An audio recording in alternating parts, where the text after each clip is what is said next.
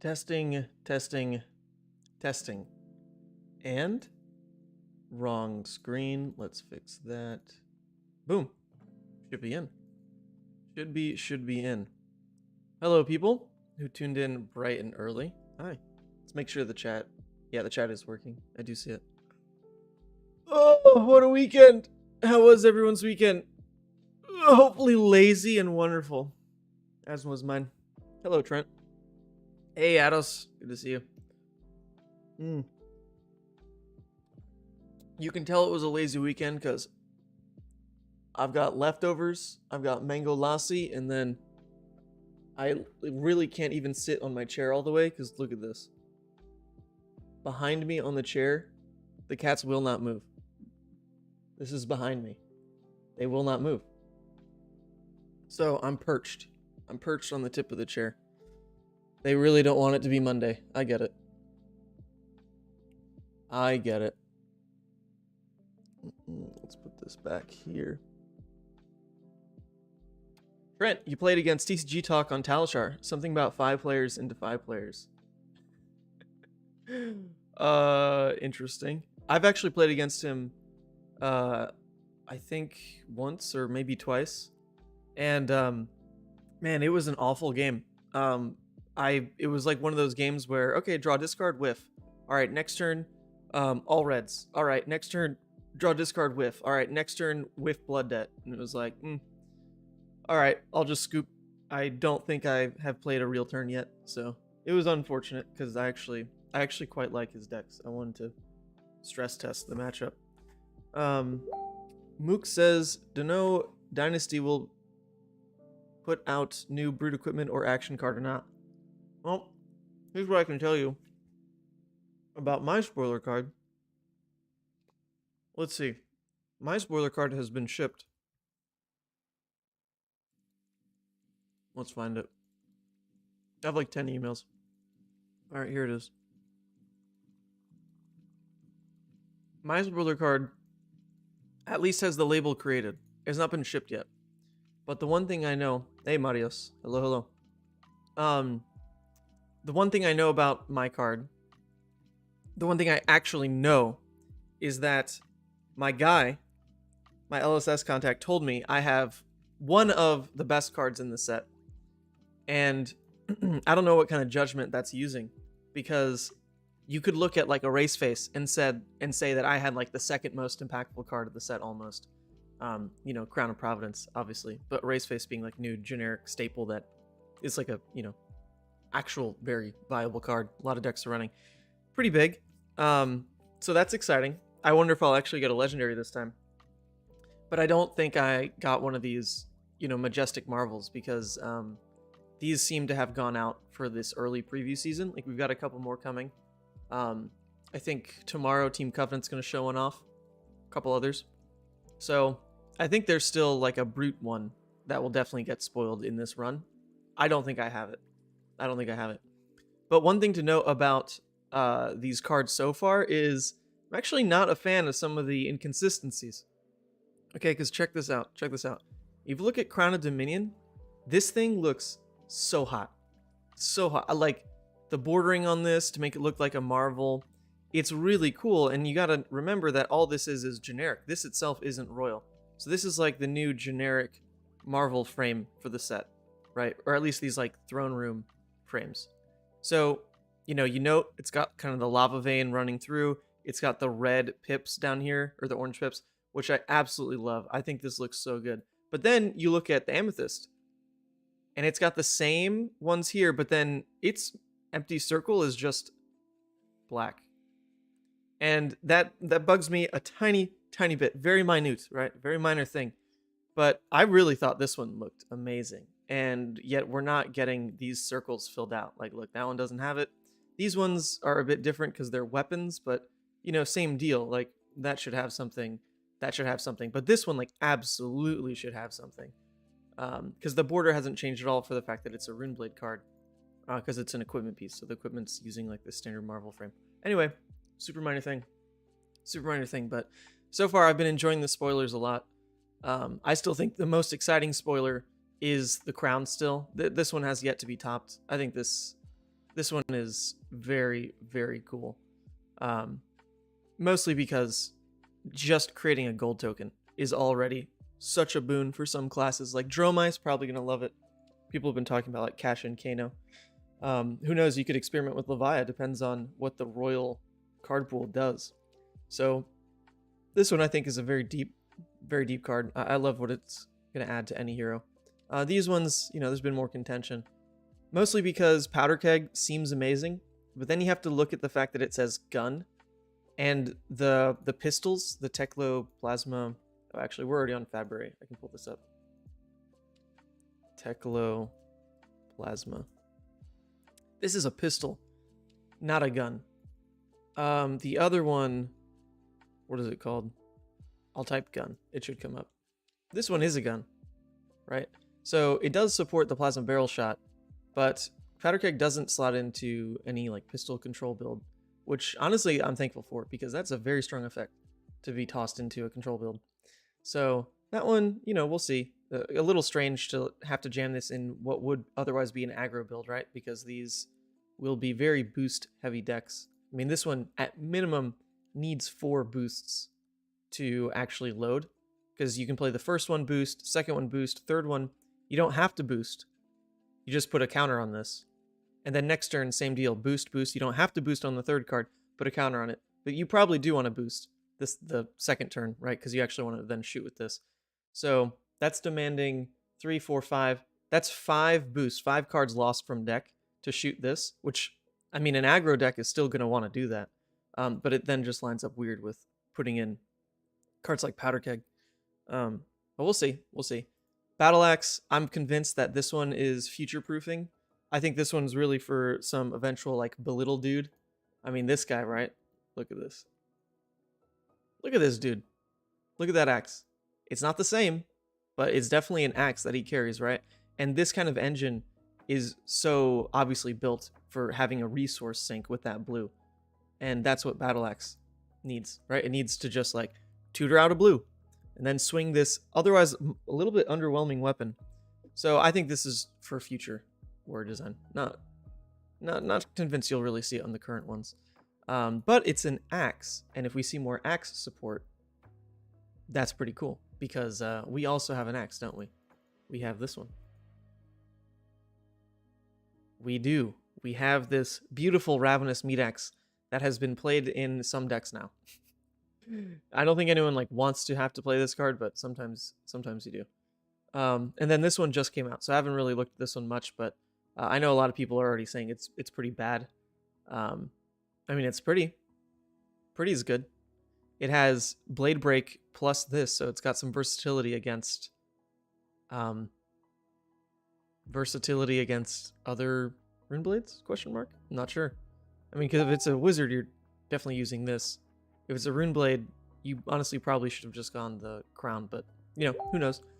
Who knows where this one will line up? All right. Anyway, that's a little brief on what spoilers we've seen so far. Sorry, I closed the tab. Works against Wizard. Oh yeah, great against Wizard. Oh, that's what I mean. Great against Wizard, but the versatility of having Blade Break plus this effect, I don't quite get it yet.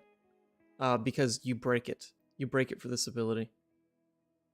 So if you're taking it against Wizard, I mean, I guess it's something you could throw against Nourishing if that matters more than the Spell Void trigger. So that's something, I guess. You can block one, then break it after. Oh, interesting. Oh, yeah, actually, some people on Twitter were saying that if you block with it and then, you know, while the chain is open, go ahead, crack it. That can still do its thing. That's fair. So there you go. On the exact turn where that could line up with like a go again. Or no, it wouldn't even have to be go again, right? Because is there a priority pass when the chain closes, or do you just close chain? I thought you just closed the chain. Like if you're in a game, you can just, at least on Talishar, I don't know, I've also always done this in person. If you close the chain, you don't ask your opponent, like, do you have something? All right, not, I'll close chain. Really? Priority pass is needed for closed chain? Oh, all right, well, they don't have it coded that way on Talishar. Chain closes? Oh, no, I'm saying like forcibly close the chain. Not like chain close at end of turn. But as a Levia player, you know, like we close the chain a lot. And for that, I don't think there's a priority pass. You just close it. I don't know. Some people are saying there should be I think you mean for the final closing of the chain at end of turn. Most people skip priority. No, legitimately, like to close the chain and start a new chain. I've never seen a priority pass on Talishar or in a real tournament play for that to happen. But does it work the same? Interesting. We'll have to try that today. I think they need to change that then, because it doesn't work that way on Talishar. People never use the window. Okay, well, we'll try it. We'll try it. And then we'll get back to our boys at Talishar to fix it up. Tiara has a lot of very interesting interactions. Oh, do tell, Grant. Do tell. I literally just woke up a little bit ago and saw that card was there and I literally thought about it a bit when I was brushing my teeth and that was it. Josh, you played against Phi. Or no, speaking of Phi, you played against Jimmy this weekend. Jimmy Lee, I hope. Jimmy Lee, the legend. You know, speaking of Phi, last week, it was a very minor thing I threw in because honestly, I thought it was very low stakes. But in this stream... Whoa, what the hell? Why did they split it like this? Whoa, I've never seen it split like this. How can I just see all my videos? Yikes, that is odd. In this stream, I was saying that if I will win SEG Con Dallas or I eat the Pocky one chip challenge. And honestly, I just threw that in for fun because I need to get rid of this thing. But I was convinced Phi was going to win. And then he did win SEG Con Dallas. No question on that, honestly. Third and finally, when the stack is empty and all players pass in succession, the link step ends and the close step begins. When the stack is empty and all players pass in succession, the link step ends and the close step begins. Interesting. Yeah, that legitimately has never come up before. It could, though. It could now. More interactions work that way. Like, you know, you can also do that strategically against like a Dromai if they block with the Flame Scale Furnace or something. Then I always thought you could just close the chain on them and make it so that they could never activate their instant. But I guess now there would be a priority window for them to choose on that. Interesting. Okay. But yeah, look, check it out. Phi did win. Oh, that's a great picture. Phi did win. I don't know who this guy is, Peter, but he's been very active on Twitter. And he said he was going to post a deck tech, so I'm looking forward to that. But what a top 8. What a top 8. Phi, Briar, Dory making top 4. Beautiful. Briar, really cool. Look at all the Briar representation. Alexi, unfortunately 8th. Another Briar, an Oldhim, and another Phi. So yeah, really, it was definitely a Phi. It was a Phi meta. I was pretty sure of it, and I guess there we go. But it's really interesting how much Oldhim tanked. I don't know if people just didn't want to play him anymore or what, but I can definitely see Lexi having an easier time. Like, if Oldhim takes a downtrend, Lexi's quite an interesting deck to pop back up, though. That's a good call. Because with less Oldhim running around, she should be quite good into the aggro meta. I mean, until she stumbles. I mean, until she has, like, the just normal ranger problem. But so I played a game on Talishar with Fi this weekend, and the guy's nickname indicated he was an L5R player. He recognized me by my name and called me out on playing Fi because he's busted. That's what they say now. Fi is the busted deck now, so I definitely can't play him anymore. I definitely can't. Not allowed. Not allowed. But you know what's not busted and yet is still as fun as ever is Levia. And I have now played, man, I hate swapping between FabDB, Fabrary. I need to just commit. I need to just commit and pick one. But I now have played my game against Pablo, just FYI. And I can't say how it went. Because I believe, you know, they're trying to save that for the suspense of next week. But let's just say I'm still in. What does that mean? Is it a double elim? Or did I win? I don't know. I guess we'll find out. Let's load this in. Just get a game going. Oh god, don't look at this. It is like an overloaded equipment suite. It's a mess right now. This is not my Goliath Gauntlet deck. This is me tweaking some cards again. I think the 5 vs Oldhim matchup was solved, and you gave incredibly helpful pointers when you were trying him. Sort of your fault, at least partially. That stay, I think Oldhim is being phased out. Oh, amazing. Oh, we got a Levia mirror. All right, I'm going to stop being so unexcited about this. Because actually the last Levia mirror we had was pretty funny. It wasn't very fun. You know, the game is just kind of solved as draws go. But it was a funny game, and we like funny games. So we should be good. We should be good. We should be good here. And player 2 will go first, which is actually completely fine for this deck. Completely fine. We were talking about yesterday how Fi is heavy in the United States, but other metas he's not used as much. Oh, yeah. Well, in the States, first of all, people... Oh, thank you. You're on stream right now with me.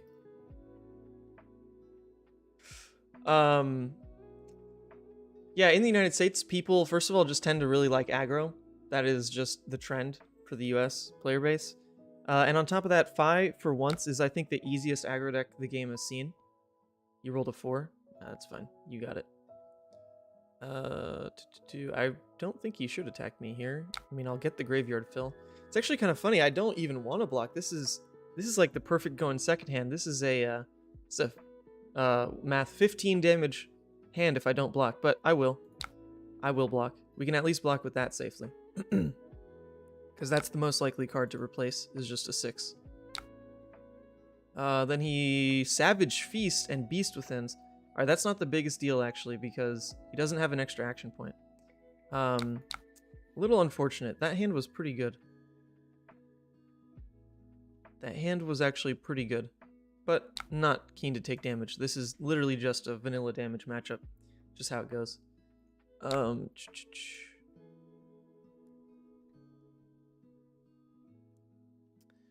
If you attack and trigger Rune Chance and a wizard does something in response, you can crack the TR for Spell Void with the Rune Chance and still deal the damage from the triggered Rune Chance? No way. Whoa, hold on. My brain's gonna have to wrap... Oh, okay, nice. We can just do this. My brain's gonna have to wrap around that for a second. That sounds nuts. If you attack and trigger Rune Chance, and a wizard does something in response, you can crack the tiara for Spell Void with the Rune Chance and still deal damage from the triggered Rune Chance. I feel like in my head it shouldn't work that way, but it makes mild sense in that they have already been triggered there on the stack. Spell Void would then try to add itself as like another layer of destruction, but you as the turn player could make them destroy first. I don't know. Something like that. Sounds almost right. Was the last one the one that you and I played and surrendered to the RNG gods? Yes. Yeah, that's that game. What was it, last stream or something? That's how Levia games tend to go. They're just who got more unlucky. And it's not super fun to play games that way if they matter, but hey, this is Talishar, so I need to just look for the fun games, not be super concerned. over the tryhard games. They're few and far between. Few and far between. Basically, the rune chant triggers don't actually care if they destroy the rune chants in order to deal the damage. This is also why scouring a triggered rune chant does not prevent damage. They don't actually care if they destroy the rune chants. Oh! Really? Let's read that. Does rune chant pop up here? When you play an attack or attack action card or attack of the weapon, destroy rune chant and deal 1 arcane damage to opposing hero. I guess it doesn't say destroy rune chant, like if you do, deal 1, blah blah blah. Okay, I can see that.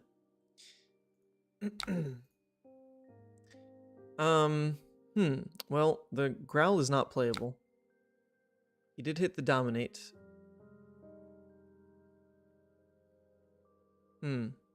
Very odd hand, but we could just rouse into claw, set Graveling. It's not the biggest deal. It's a 10 damage turn, which is a little low, but we get a red Graveling in Arsenal. So I don't hate that. We take 1 blood debt, but we're not gonna like fish crown on this. It's way too low value, and all he gets is a claw. That's totally fine. Totally fine with me. Just joined the chat and we're met with a Levia mirror. These games, Wumpa Fruit, are just funny.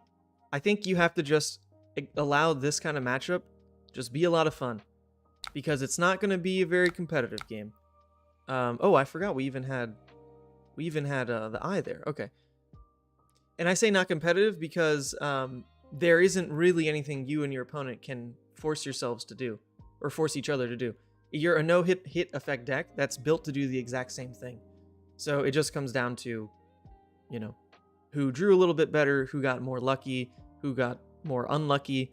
You can make like some smarter decisions than your opponent, but for the most part, if you're both good players, this matchup is quite literally just, you know, play with your hands face up and you'll just know the winner.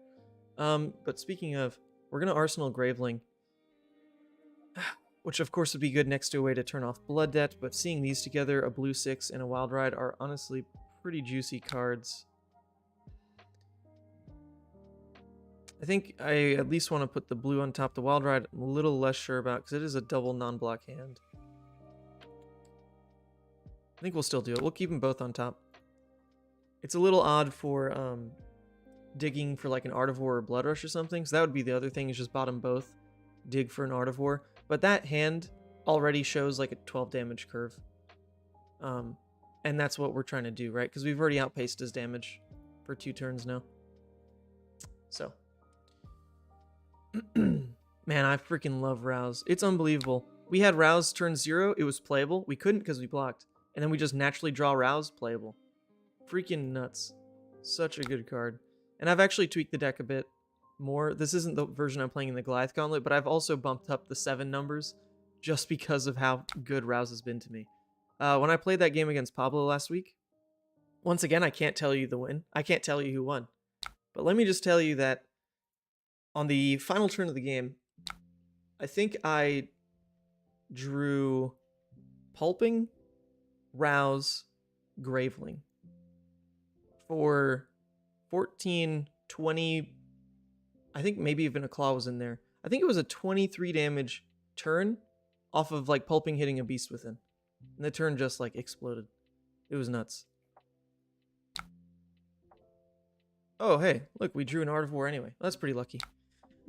I will say, the more I've played this version of the deck, the more I feel that Levia is like kind of just a luck deck, which really sucks. I feel like every other version I've played beforehand, you can have that on 4 cards. That's fine.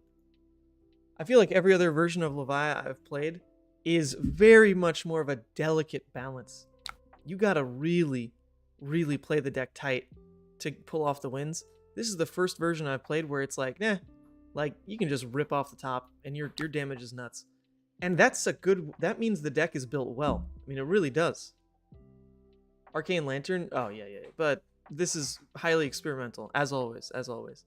Yeah, once again, we are just not gonna block, because even if he goes claw, we're not under threat of Husk. So yeah, we will just outdamage this. That is just what we're deciding. But yeah, for the first time ever, I kind of get what opponents say when they talk about like Levia being a Luxac deck. I get it. I finally get it. It's a little rough. It is a little rough sometimes where you're just like, huh, I drew the God Hand. I drew nuts. Savage Feast. I mean, once again, we don't really care. He doesn't have another action point. The only thing would be we go to 16, even if he recklesses, which is not like he pitched it. We're still not under threat of Husk, so we don't need to Husk right now. And we'll definitely always use Husk on full value because it's a brute deck, right? So we will get the 6 block out of it basically every time. Now, one thing I learned from playing with Vasily, we recorded a game together. Team, any suggestions on what to sleeve for a Levia Blitz event between friends? Oh, like what kind of Levia deck? All right, well, easy enough. Join the League of Levia Discord. League of Levia Discord in the description should be there. It is free to join. Jump in. There is a deck list link only section where people drop what's been working. And recently, Nervash smoked a huge event with a Blitz list. I also, I think, dropped my list. If I didn't, I'll drop it right now. I also won my Armory 4-0 last Friday with this. I'm not going to pretend it's that good, but it's a very greedy build, and like in Blitz, greed works. So, all right. Anyway, so from playing with Vasily, what I learned is that anytime he has an Art of War, he actually always rolls scabs. And that is something I've never done. Like me personally, I feel like you're pushing your luck when you do that. But he's actually right, because if you roll scabs on an Art of War turn, worst case, 1 into a 1, you can turn off Blood Debt with Art of War. Worst case. Best case, you hit, and then you can Art of War for +1, no problem. And that's actually very, I mean, that just makes sense. So that's how we're going to start the turn here. We rolled a 2. Okay, so we don't get the +1 on Art of War. That's fine. That is fine. But right, those decision points make sense. I actually I'd never used it that way. It's greedy, but it makes sense because you actually have the safety net of 1 into a 1, specifically on an Art of War hand. So it's greedy, but calculated. Calculated greed, I guess. I mean, Scabskins is always greedy, but I guess it is safest to play in that kind of situation. Okay, so we will lead here. We're going to say go again. Banish to draw. Yep, should be good. Oh my god. We've just kind of done it. This is a pretty nuts turn. This is a pretty nuts turn. Man, Rouse is like always a good card. Who would have known? It was playable, and then it was pitchable. And that's all you need. And that's all you need. Greed always the answer. As I've learned, which is not how I enjoy playing Levia, but when you start to try to jam her in Blitz a lot, and you put so much faith in going first and drawing this rounds and nourishing, as this build does, sometimes that does just win you a game. I had a game versus Boost Dash in the finals of the Armory. Okay, he doesn't want the Quicken. I guess he doesn't have a clean way to block it anyway. Okay, here's the chain link thing, because it actually is relevant. I do want to close the chain. So I don't think Talishar does a priority pass here, right? Nope, it just goes straight there. And then we do this. I hope it hits, obviously. It might not. It did hit one of the misses. We still have 3, but it's no big deal. Our blood debt's low. I had a game against Dash in the finals, and Aggro Dash is pretty rough for Levia. And it was even worse because he decided to go first, and he had like an extra item set up, like Teklo Core or something. He just loaded his shit and dropped Teklo Core. Yeah, that's a pretty nuts turn. So I didn't get to filter cards at all, but my hand drew up, and I'm like, okay, well, I actually have this round's nourishing. Sure, he has his item set up, but if I can play double this round's, I just saved so much life. So I went ahead and did it. This round's into nourishing, and all of a sudden I have a 5-card hand with Arsenal, and he has his what is that, 6-card hand with Arsenal, but everything's -2, and he dealt 4 damage that turn. I'm not saying it's the right way to play it, but Blitz is just that world where you can get away with playing really greedy for situations like that, where if you just have the best opener, the game is just kind of locked. All right, so now he's got his blood rush, but it looks like he pitched a red to do it. So we should be pretty happy. What do you think of the spoilers so far? All right, Ryan, I just actually took a solid like 15 minutes and went over all the spoilers. So I would suggest click back to the beginning of the video, or I guess talk to the people in the chat about it. But, oh man, yeah, so that was not a good blood rush by him. So now what we could do, we don't need all these cards. So we can definitely chump the Beast Within more than anything, because hitting on Beast Within doesn't really open anything up on our next turn because we'll already have an Arsenal card. So we can block like this, just cover the 9, and then no matter what the Deadwood keeps us with, we can crown it away if it's bad. So we'll do that. Because it's super hopeful to try to pretend that Scabs hits, and then Deadwood also discards Beast Within. That's a bit too much. That is a bit too much. So here we go on this. Obviously, we hope it hits. It does hit. It discarded Mark the Beast, so Blood Debt's already off. That's actually massive, because now we can clear a miss from our own graveyard. Very big. Very big. Very big. Cool. And Arsenal. And that's a very good Arsenal. This hand is very bad, though. Holy moly. Yeah, he rolled a 5. Let's go ahead, make you re-roll that. Okay, he rolled into a 6. Well, good job, gamblers. If we're gonna lose, actually, it's literally this sequence. It is just this sequence. Alright, that's fine. That's fine.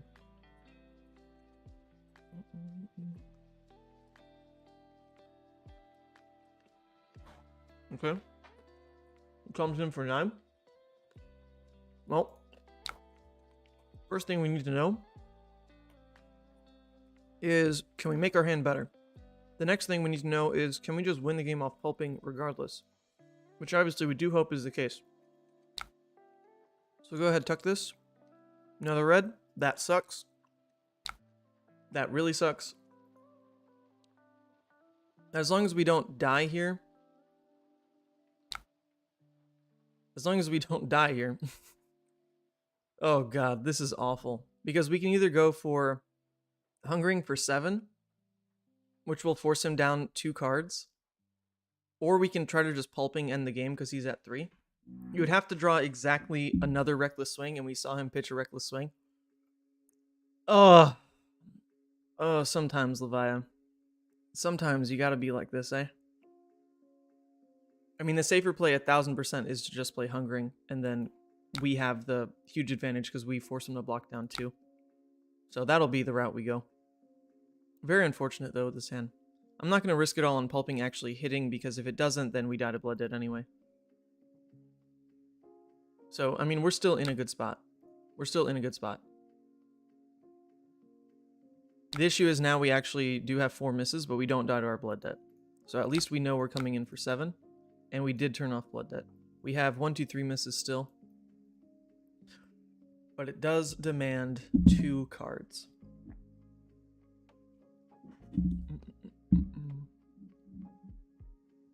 He blocks with a Blood Rush. Yep, can't use that on a small hand. So basically, we do have a huge buffer here. Even if he comes in with something like a... Okay, oh well. Now we should win. Now we should definitely win. Now we should win. I don't want to block. The issue is if we just throw Scabs... Oh, wait a second. Oh my god, I didn't even notice we drew Reckless. Okay, sorry, buddy. Yeah, this is a Reckless win. You know how they go. You know how they go. I was already looking at the Dominate from pulping, but that's it. GG's. GG's. There you go. Funny one. Funny one. There's always like that luck swing, you know? That's just how it goes. That's just how it goes. But that was the game. You can... Feel free. Was fun. Thank you. Alright, main menu. Cool. Well, that was one Levia game for the books. One. Oops, not lost is 10. What's going on there? Overlay. Don't lie to him like that. I feel his pain. Oh, yeah. Well, not much you can do. If you go to Reckless range, it's just the game you're playing. Now, I only run one, so definitely was a bit unfortunate. I drew into it literally on the first turn it's live. But that's also brute luck for you. Another brute. There we go.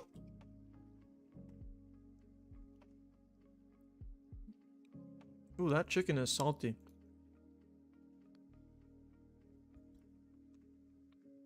Alright.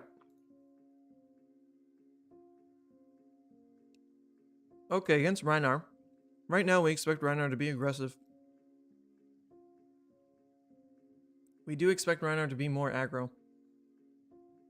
On the off chance he is more of a slower build, we could go to add the Shadow of Blazafet Deep Rooted just to be a little bit safe. No, I don't really feel it though. I think we're fine. His equipment isn't that strong, so we can overcome it. Even if he is on defense, we should have enough damage. Luck swings back and forth. It does, but the good news is I'm not relying on luck to win that matchup. I mean, I'm not relying on luck to win any matchup, I would hope. But the thing is, when you already play the deck really well, and I mean, you pretty much live, eat, and breathe the deck, which I do, then when luck strikes, you feel it tenfold. Because when you feel the unlucky swings, they're overwhelmingly punishing. Because you're like, oh my, like, what did I do to deserve this? I'm doing everything else right, and then something goes wrong. But then the highs also feel amazing. Because you're like, okay, I was already doing everything to win the game. And then all of a sudden, I'm rewarded with this cherry on top. And that feels pretty good. Let's see. All right. We're going to get some graveyard fill here, which is why we're playing this out at all. Also against Rhinar, he can get stuck with a couple, like, 2 blocks or non-blocks. So it doesn't hurt to actually push, like, a full 12 if you can, which obviously we're hoping for if that wasn't the draw sequence. We can still push the 12 here, actually, with Savage Feast, so we'll do it. We will do it. The thought on the Iron Rot. So, playing this deck in particular, what it's built around is not committing any cards to blocking, but using your armor to carry your large hands over into your turn, right? Because when you get to play a 4-card hand with this deck, you assume that it'll represent around 12 to 13 damage. Like a 4-card hand should do that. A 5-card hand is really going to push it to the extremes, and that's not counting with your power cards like Rouse, Art of War, Dread Screamer, Blood Rush, anything with like anything, or not Dread Screamer in that case, but like those little extra more than 6 sources of go again on the larger hands really, really gets scary. Blood Rush, of course, being the best, having 18 damage turns, having, 21 damage turns, 30 damage turns, like whatever you can get up to with that is pretty insane. So with this deck, you're trying to just protect those hands because that's how your damage multiplies, is you just need more cards. You just need more cards in hand to pump out that kind of damage. Now, Levia is flexible in that you can have small hands like we have here. Endless Maw is your small hand. Dread Screamer plus Graveling is your small hand. So you do get to buy quite a bit of life on turns like this because your cards block 3, plus your equipment suite, but you're not trying to do this every turn. You're trying to do this when the cards allow. So what Iron Rot does for the deck is basically say, versus Fi, Lexi, Bravo, what's another hit effect deck? I mean, those are the main 3. Fi, Lexi, Bravo. What you can do with Iron Rot is protect your ability to commit another card from hand to stop some effect. And it feels very weak because it's just 1 armor. It's just 1 armor. That is pretty bad. But there's a small upside that it goes to the graveyard, which in an aggro matchup like against Fi is pretty okay because you're not blocking that much in that matchup anyway, so you might be a little light on graveyard. But if that 1 block stops some kind of hit effect that would have threatened more than 2 damage, which something like Goliath would have provided for you, then it is worth it over the Goliath, because that's the toss-up. You could run Gamblers there, but honestly, I don't even bring Gamblers with the intent to roll Scabs. It's just there because you could end up rolling Scabs, and in these mid-range matchups, it definitely comes up more than against an aggro matchup, for sure. Because you don't want to bet an aggro matchup on, okay, I'm going to keep this hand and hope that Scabs hits. That's never how you should do it. So, but funny enough, in this kind of situation, I kind of do want to roll Scabs because I want to get this Mark the Beast out of Arsenal. And now we have the extra pitch for it. So we'll do it. Mark the Beast is not a strong Arsenal card, and I don't want to commit Crown to get it out. Oh, we rolled a 1. We can go ahead, re-roll. We rolled a 4. That's good enough.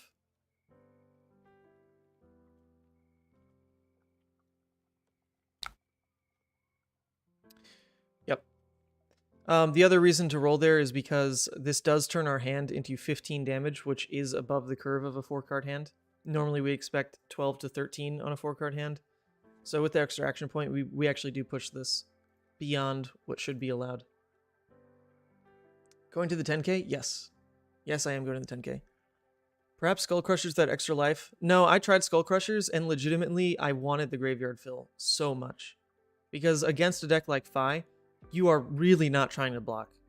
Like, you need to just outrace him.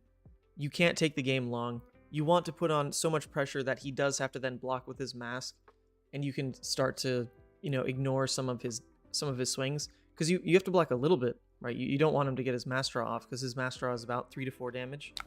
And that can be a pretty big swing in a race. So the Iron Rot letting you get Graveyard Fill as you are blocking without committing cards from hand was actually pretty relevant. It feels weird because we have Skull Crushers available, but never was there really a reason to risk the game on a Scabskins roll without having Gamblers. I mean, it's just not... You're basically not trying to win the game if that's how you're playing. You're Hail Marying, sure, but you shouldn't be playing to win if that's a line like you're actually looking to use, because it's a very, very bad one. Oh, beautiful. All right, well, there's nothing he can do that's going to make us block. Literally nothing. We are just going to Blood Rush. Unpopular opinion. I want more brute cards like Rolling Thunder. RNG that doesn't have extreme life or death stakes. Rolling isn't great, but it's a step in the right direction. Yeah, actually, Rolling Thunder is a pretty good card. I've been trying to slot it into a lot of decks, a lot of brute decks. It doesn't really end up making the cut. Okay, this guy's a madman. He just rolls. He's in it for fun. He's a crazy brute deck. I get it now. I do get it now.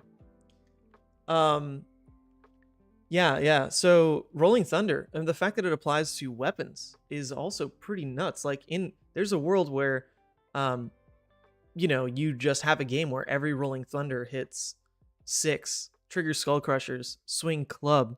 Now you're swinging club for 11. That's a 2-card hand for 11. Like, Jesus. If you actually pull that off like 3 times in a game, that's a different kind of brute luck, because you're just rolling dice with no extreme downside. If you rolled a 1, sure, it's a bad rate, but you know, at least you don't lose the game. I do prefer cards in that space, for sure. For sure. Looking forward to seeing you at the 10k. Yo, what's up, Nathan? We played at the 10k. Yeah. Oh, I didn't even read the second part of your thing. Yes, you were the Lexi player. You played in round 6. Yes. That was quite the game, and I will not win that game once we replay it. I hope you have learned. Because the only reason I lost the game is because you attacked. I hope you don't forget that. Watch my graveyard. If I give him go again, I don't care. It hurts my hand way worse to block. True. The 3 life from Scabs. Yep. Shatter should have been a brute card. I don't know about that. Is there a card you got in mind that you'd love to see being made in Dynasty? There's 2 things. Okay, there's actually 3 things that would be insane for Levia specifically. I think in terms of, like, you know, descending order of priority. Number 1, because it would also help Rhinar. Literally, as boring as it is, a blue 6 would do wonders for Brute. It's a very boring thing to say, but it is just so wildly true. There are 2 routes they could go about it that just make so much sense. They've got, like, the draw discard package, and they've got, like, the smash with big tree package that are missing a 3 cost curve. Like, imagine they do a smash with big tree that's basically cost 3, 6, non-block, yada yada yada. That just makes sense. It's within what they design already. Oh, nice. We like that discard, actually. If we draw blues here, this is nuts.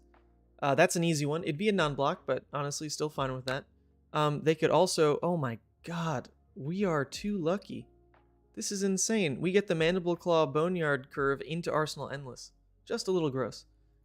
There's also the fact that Wrecker Romp is 2-6-3, right? So there could be a 3-7-3. That would be, I think, the best case, right? 3-7-3. It would slot easily into Rouse builds. Insanely easily. That'd be super easy for them to print. It'd be really good.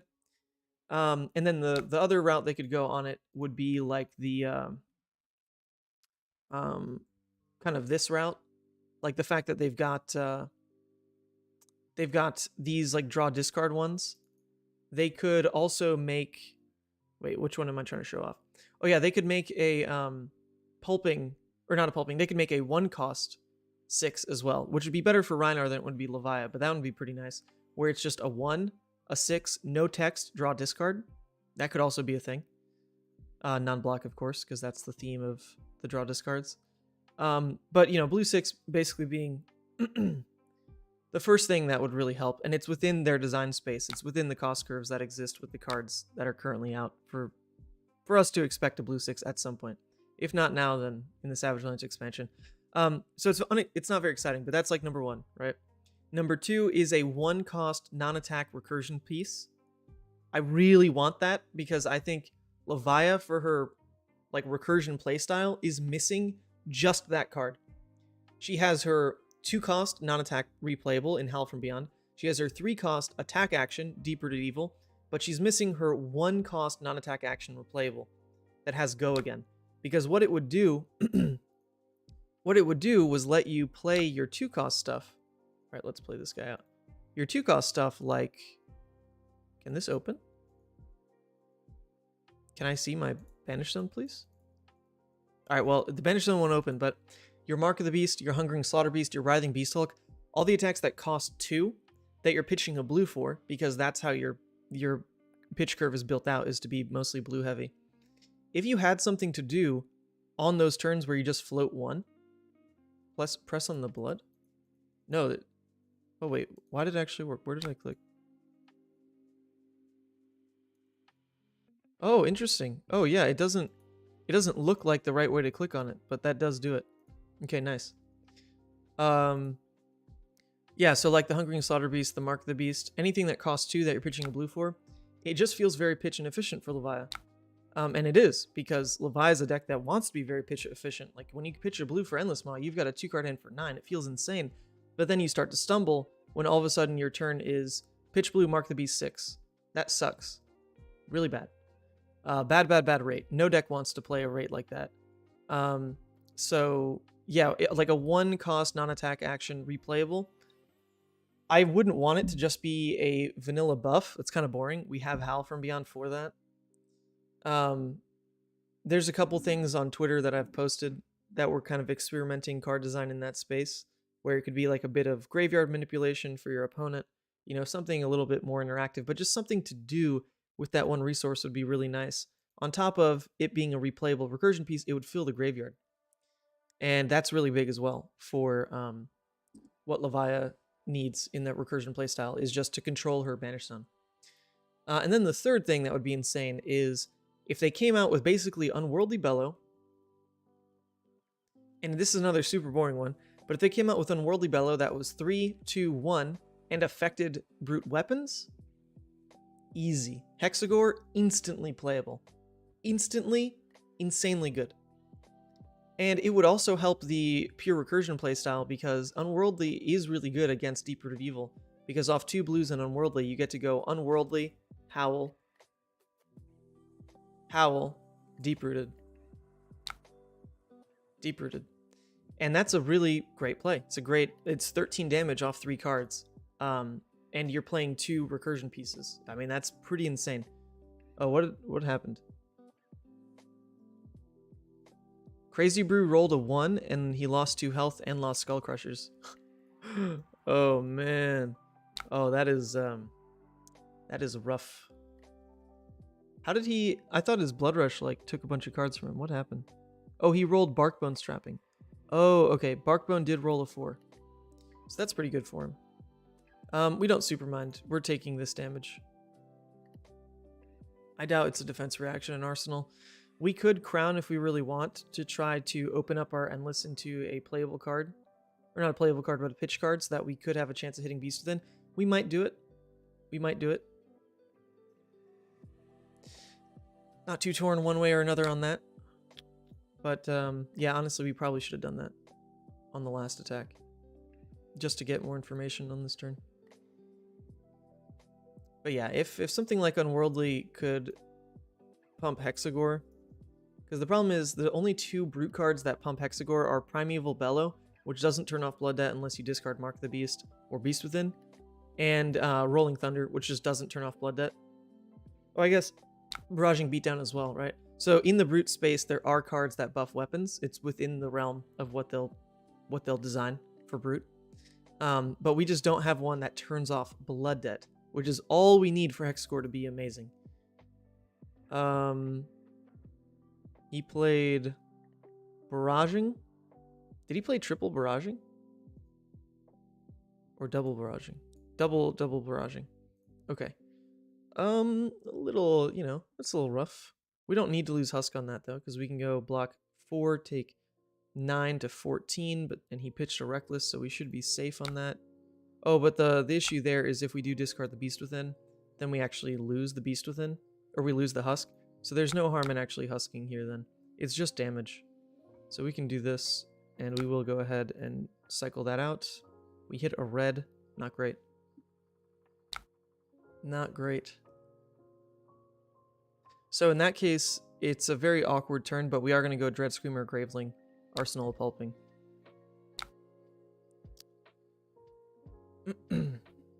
It's one pitch inefficient. Or, I mean, not just one pitch. If this was a blue, obviously, significantly better. But we'll at least reset Arsenal here with a Pulping, which is quite okay. And fill the graveyard +2, so we won't be... This is my Holy Roller deck, but I didn't draw any rolling cards or roll 5/6 on Brew Armor, etc. Unlucky. I mean, average luck. Can't be too lucky.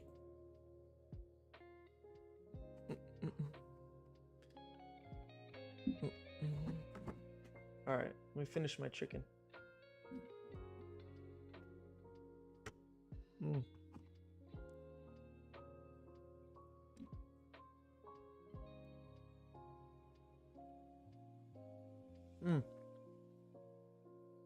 What do you think the talent for Savage Lands would be? I have a good theory on that. 1 second.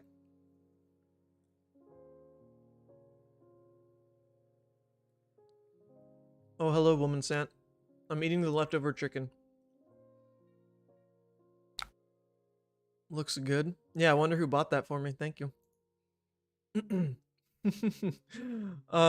Just coming from playing some Levia Blitz games. Amazing. How'd you do? She's a fun one in Blitz. Sometimes she feels like the most unfair deck in the format, honestly. But then sometimes she does nothing. You just never know. Blitz is kind of that format.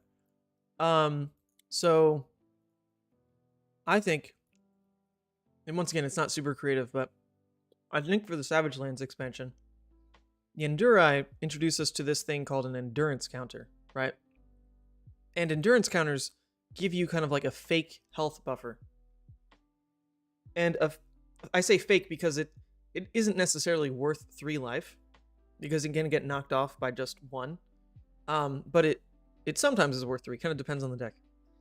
And I think what they might end up doing is if they re-release Rhinar or some new Brute, I think the hero ability would be beautiful as... oh yeah, this way. I think the hero ability would make a lot of sense if it said something like, every time you play a non-attack action card, so like all the Pulpings, the Wild Rides, the Bare Fangs, the Smash the Big Trees, all that stuff, when you play a non-attack, or when you play a non-block action card, gain an endurance counter.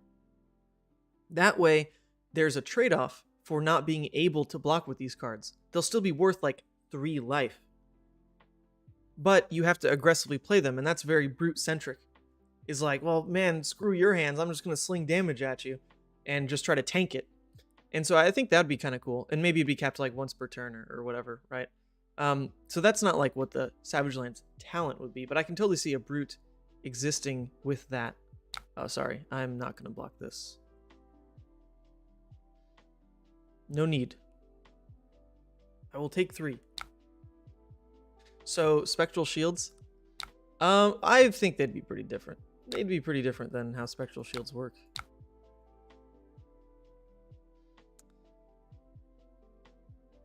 Because they're more directly interactable. Oh, no, I guess maybe you could just... No, I guess they wouldn't be that interactable, because you could just block out and save them. Maybe there'd be an extra clause where, like, you can't block unless you have no endurance counters. I don't know, but that was my initial idea with endurance counters. Oh, beautiful. Well, this works really well. Thank you, deck. Thank you, deck. You're giving us the good draws. Now we can play this. It has go again. We play Pulping. Maybe it hits Beast Within. We go even larger. Pretty nuts. Hey man, Sen, I've been working on this deck and having wild success with it. 100% Iyslander, 3 out of 4 into Defy. Looks like a meme, but it's actually crazy. Okay, Nate. What is it, like a Levia Brew? I'll look at any deck, but you know, I'm only versed with this hero and a little bit of Fi. I mean, I know enough about everything else because I play into it, but in terms of like building it, knowing deck ratios, can't speak to all that. I hope we get some shadow action cards also. Yeah, yeah, the whole idea of even just a little bit of more recursion spice would be really good, especially since now they don't need to worry about chain being part of the balance. Because if they were worried about pushing shadow a bit too hard because chain exists, well, now he doesn't. At least for CC. He just doesn't. So they could get a bit more wild and actually go harder into... Okay, we discard Browse. That's not great. I don't know if he does want to block with both these cards, though. If he does, it hurts for us, because Arsenaling Beast Within is going to suck. We'll still do it, though, because there's enough go again that we can just toss a free 6 at the end of our turn, and it's fine. I hope he... Oh, he has a non-block? Damn, GG's. GG's. Thank you. It was fun. Alright.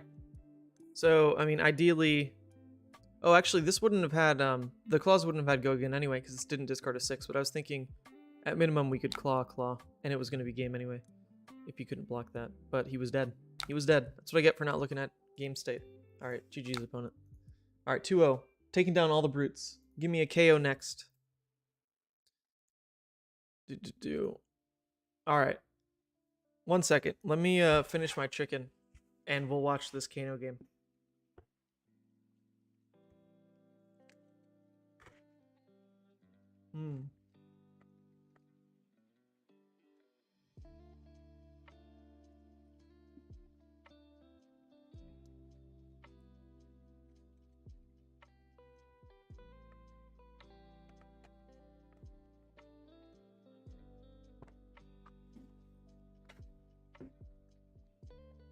There is a noise gate, so I hope you can't hear the chewing. But if you can, then, you know, here's some free ASMR.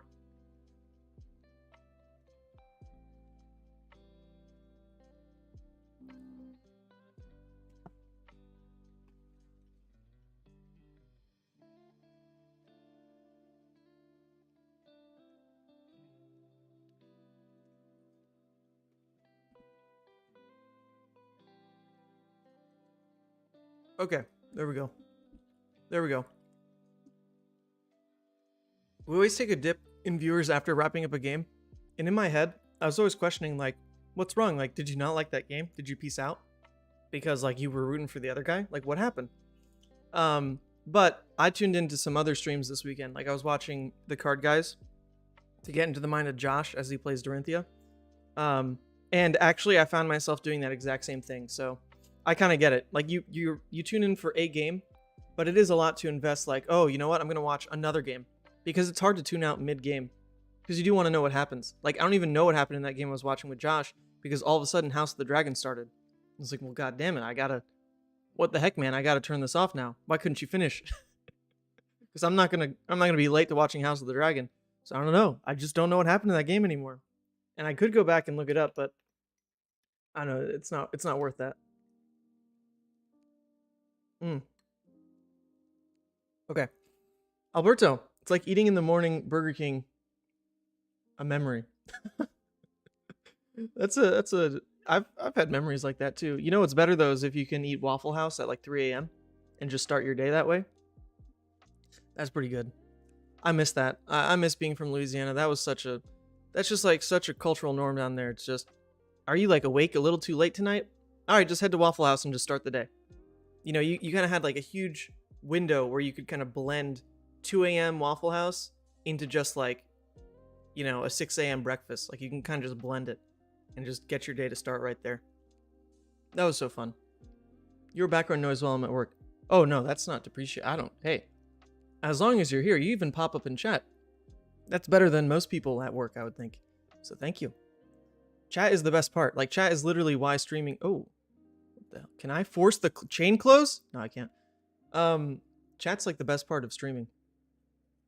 Like for sure. Oh, what's up? Oh, we got all the New York people here. Hello, Peyton. It's like Burger King getting your coffee wrong after you ask for what your friend got. Yep, I remember that. Good memories, my friend. You guys have to come with me to Columbus and Philly, just FYI. We need to road trip it again. So Alberto, Peyton, get on that. Commit already. All right, let's play another one here. Oh, they're in a game already. Okay, we'll host. Let's get another win. Let's get another win. I actually didn't really plan on playing nothing but Levia today. I gotta say, I gotta take a little break from her, cause I can't spend all my luck. This Goliath gauntlet is no freaking joke. Let me pull it back up. 10 and 10 and I think he shared it. Maybe he did. Yes, here we go. Look at this thing, people. Look at this thing. We got Folks versus Fang, DM versus RZR, Patel versus Horsebull, me versus the best player in the world. Majin, absolutely love Majin. Can't believe he's finally debuting in an online event like this. I don't know who Patrick is. Oh, Brendan Patrick. Sorry. I do know who that is. Hayden Dale, Isaac Crute. I don't know who Longquist is. I think he's some caster. And Michael Hamilton. Rogers, Matt Rogers, and Yuki. Alright, good luck, have fun. Alright, this will be another good one. These Dromai games can go so long, though. We'll do this. Lord, I hate not sideboarding. Or not sideboarding down to 60, rather. I don't enjoy it, but it actually is kind of weird to fumble with what you take out. Because everything's pretty good. That's what I need to figure out more in this matchup, honestly, is what can you go without? Like, the yellow Gravelings don't feel amazing. So I can probably go without them, but in this matchup, like, they're 6s that block. And if they're kind of filler cards, I might as well use them to pop. So I think we'll honestly just run it like this. Vasily runs 66 cards into his control matchups, which I guess, sure, but I'm not actually concerned about like being decked out. So we'll learn on that still. And I will go first in this matchup. Yeah, this is a pretty stacked invitational. Why I don't go to 2 against Brew? Yeah. Oh, Robin, you'll be at Columbus. Amazing. Where are you gonna play for Worlds? Levia. Literally Levia.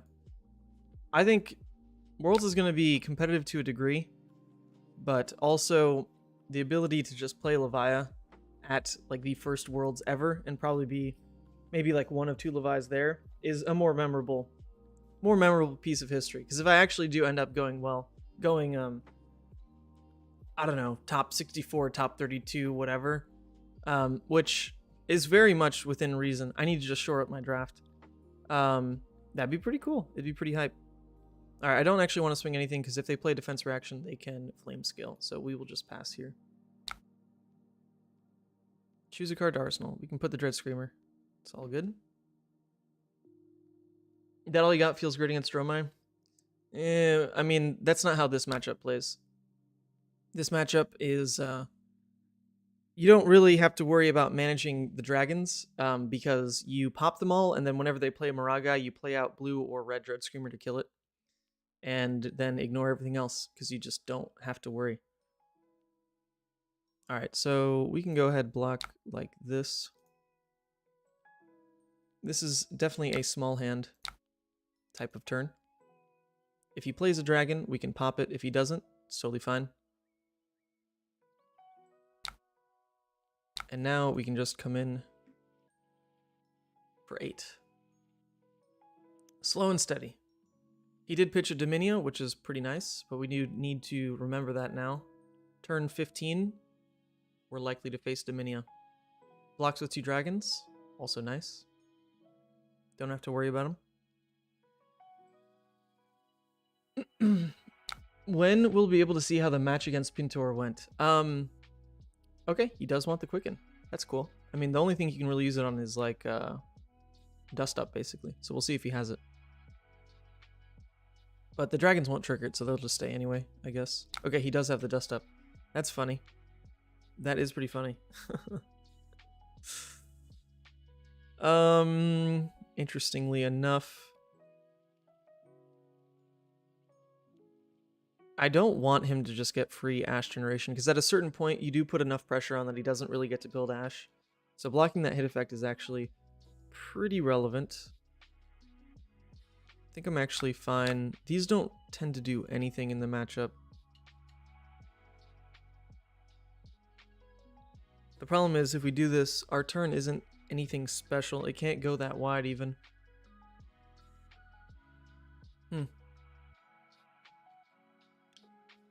I think I'm still fine with this. Very early use of Crown. But we haven't found a power card yet, so if we could, that'd be nice.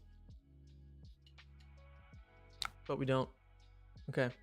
Now we do struggle to make this a live turn, so let's pretend we're good and hit Scabs. Let's see it. We did roll a 4. Alright, we're good at this game. Cool. We can lead with Deadwood because it will turn on our claws. If we hit Beast Within, that's pretty insane. We don't really want to be clearing out Graveyard right now, so our turn might just be Deadwood, Swing, Chromai, but at least Double Claws will be active. Let's do that. Throw this here. See what we discard. Obviously, Beast Within, biggest high roll. We discard Hungering Slaughter Beast. That's totally fine. And then we can banish. Let's get rid of his Asvali. We don't need to worry about our graveyard.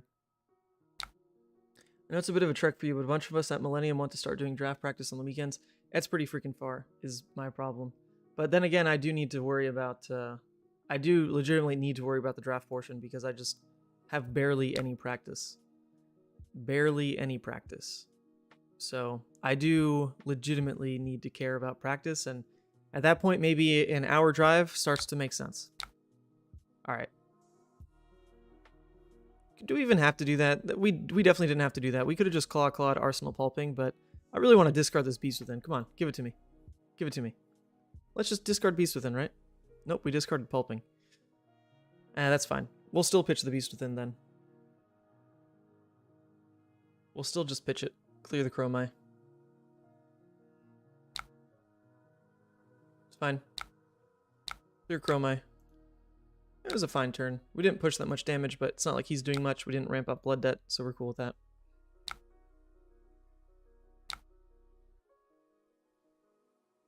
Pretty weak turn.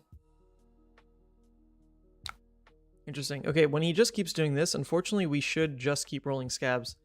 It's kind of gross, but if he's not going to swing with these little dragons, and we have a hand like this where a claw could just clear it, it is worth it.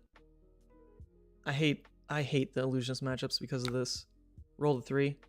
Alright, no. So in that case, I'm legitimately just going to clear Asvali. And double pitch these to the bottom. Arsenal the Boneyard.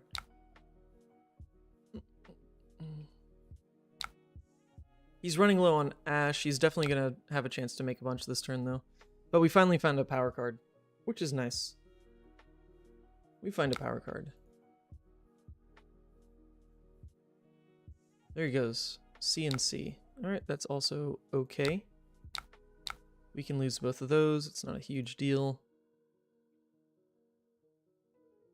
Does he run Pummel? Jesus. No, he shouldn't. That's just for resources. Okay. Hour is nothing. LOL, gas is just the problem. No, but it's my car, and Sandra doesn't have a car. So for me to like take the car and be gone all day is the issue. That's the problem. Is it's more than just an hour drive. It's not up to me to just take the car and do what I want. Sandra has a life. Cool. Well, we hit triple blood debt. We added all these non-blood debts. It's not the biggest deal though, because at this point we expect to keep turning it off. We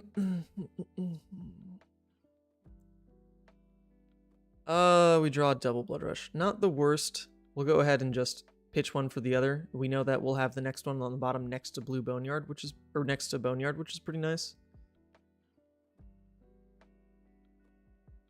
All right. Yeah, so good thing we did side in like the anti-fatigue stuff, because that's pretty much all he's going for.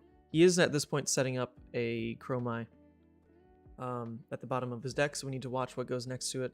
Nothing's been super relevant as of yet. It was like a time snap. Okay. All right, so we get our first blood rush off here. Because we have the Boneyard, it's pretty much guaranteed to be an 18 damage turn. It's unlikely we'll reset Arsenal. Ooh. We don't love losing all 3 pulpings just like that. We only played 1. All the rest went to discard. It's kind of annoying. Kind of annoying. And funny enough, in this spot, I don't mind arseling the Blue Dread Screamer because it clears Maragai. Like, it's a no-sweat Maragai clear. And we haven't seen a Maragai yet. So just waiting on that should be fine. Should be fine. If you convince the guys at Smitty's to do draft armory on Friday, I could come down. They will not do that. First of all, unfortunately, it would be very poor practice. They are way too new. They are way too new to try to do a draft with them. It would be hurtful to like the practice I would need for Worlds. But also, no, they right now, those guys, my local crew that I've just started to meet, they're just now learning CC. So to throw a draft on them would really impede that, and I would really prefer them to catch up to CC instead of just being Blitz players. So. But it is 8 people. It legitimately, you know, it is enough people, but it's not, they're just not ready. They're just not ready. Okay, so we really would appreciate finding that deep-rooted evil so that we don't have to keep spending real cards on these attacks. It's like right now, we can just go like Dread Screamer, Wild Ride, but then we're wasting one of our go-again sources, which is pretty annoying. We could Wild Ride, but then if we discard the Beast with the Dread Screamer, that becomes pretty annoying. Safest would just be to push 12 here, but we're wasting an entire go-again card. So maybe we can go for the high roll on the Beast Within, just to make it a bit of a bigger turn. I think I'm down for pretending. Let's pretend it hits. We've missed on the other Beast Within discard, so maybe this one comes back for us. That'd be nice. Well, if it switches from CC to Blitz, it'll make an effort to come again. Okay, we did hit the Beast Within. Nice. It's just a long trip for an extra night of Blitz. Yeah. That's like the small issue we're having at that armory is they really are just a little slow to move to CC because just no one had showed them CC before. They were very much like happy with playing Blitz, and until I showed up and until my friend Nick started coming as well, they didn't really have enough people pushing them to start playing CC. But that's what community building is all about, because now we are trying to teach them, and it should be good for the store in the long run to have them pick up CC, because we already outnumber Magic. At that store, they had like 5 people show up for their Friday Night Magic, and we had like 9 for Flesh and Blood. So that was pretty cool. Pretty cool to see. Cool. We have a pretty decent Blood Rush hand. Okay, maybe we don't actually play the Blood Rush out though. We can definitely just go Dread Screamer, Claw, just to clean up this board, because we want to send the Dread Screamer at Maragai. We can just Arsenal the Blood Rush at that point. Not the biggest deal. I think I'm fine with this. We'll just clear the Maragai. It's priority number 1. Into another Dread Screamer, sent at face. Oh, no, not that. And yes, we will close the chain here just because we want to get rid of that miss. Into Claw, into Arsenal Blood Rush. Move to South Florida and join our 12+ people fab group. The group rotates from store to store in the area, hitting like 3 LGSs per week. Only have time to do 1 per week, but those guys are nuts. I used to have time for that. I just don't. Yeah, I just live like a little too far away to still grind like that. In Michigan, it wasn't so bad, honestly. But in upstate New York, I can't hit that. If I lived in Florida, you bet I'd be with those guys. You bet. It'd be a lot of fun. It would be tons of fun. All right, we hit the Shadow Blasphemfet. That's pretty cool. That's pretty cool. So it's not going to be a Blood Rush turn. It's going to be a Shadow Blasphemfet turn. But it will pull out the Deep Rooted and be off to the races. It's pretty nice to draw it alongside. Oh shoot, we're supposed to roll Scabs first. Oh, that's the rule with no. We'll just get rid of it. We'll pretend Scabs didn't hit. That's the rule Vasily taught me. Is always roll Scabs on an Art of War turn. Okay, and then we play this. And we go here. Let's see what it discards. Obviously, odds are good it hits a 6. It did. Okay, well, it hit a blue 6, which is the worst one it could have hit, because now we can't pay for anything other than Claw. But at least the Claw can clear the Kyloria. Not the biggest deal. Not the biggest deal. Not amazing. I really need to start going to my armories and support the scene. I'm afraid of it dying if I don't go to DX. What is DX? Dallas? But I'm socially awkward and haven't been able to get my friends to go. Fab is a great place to just make friends, though. Because you got to remember, no one is like a Fab veteran in the States, really. Oh, the panic face, I see. Everyone's new, and everyone's looking to make friends in the Fab scene. And that has been like the best part about Flesh and Blood events for me, is you just like legitimately get to just meet so many people who are eager to meet people. Oh. God, I always forget about getting Scab's value, actually, before Tumulti hits. I absolutely should have blocked with this. He's going to just hit the Scabs. I always forget in this matchup, but there's no reason. Yeah, there's no reason not to get that extra life there. The good news is we get to block this. Easy peasy. We get to block this. Yep, because he doesn't have any Phantasm effects, so that's gone. That's a pretty big deal gone. Phantasm, bye. Why Scabs on an Art of War turn? Okay, because the rule is, and actually this is something Vasily taught me. I never did it this way, but it is legitimately smart.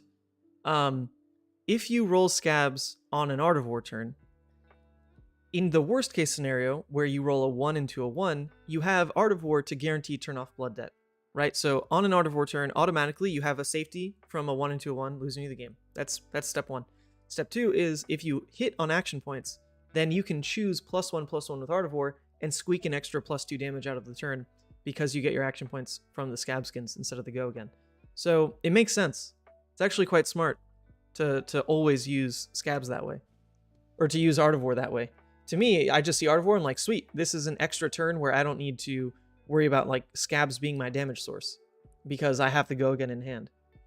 But if you actually combine them, it's like greedy because you're rolling Scabs, but actually it's the smartest point to roll Scabs because you have insurance of a 1 into a 1. So makes sense. Just makes sense. Okay, so on this turn we can either Dread Screamer and then just Claw, which is 8 damage across 2, or we can throw the Endless. I'd rather preserve the... Oh, we have a... Wait, I misblocked then. I forgot we have Deep Rooted Evil. I should have blocked with Endless Maw because I had Deep Rooted Evil. Oh shoot, I forgot that's there. It normally pops up. Yeah, I have Deep Rooted Evil, so I should have blocked with the Endless Maw so that I could keep the resource card for Mark the Beast, because now we tank our damage a ton. So regardless, I'm going to honestly just ship this all to the bottom. Ooh, Beast Within, pretty good for this next Blood Rush draw. Pretty good, pretty good.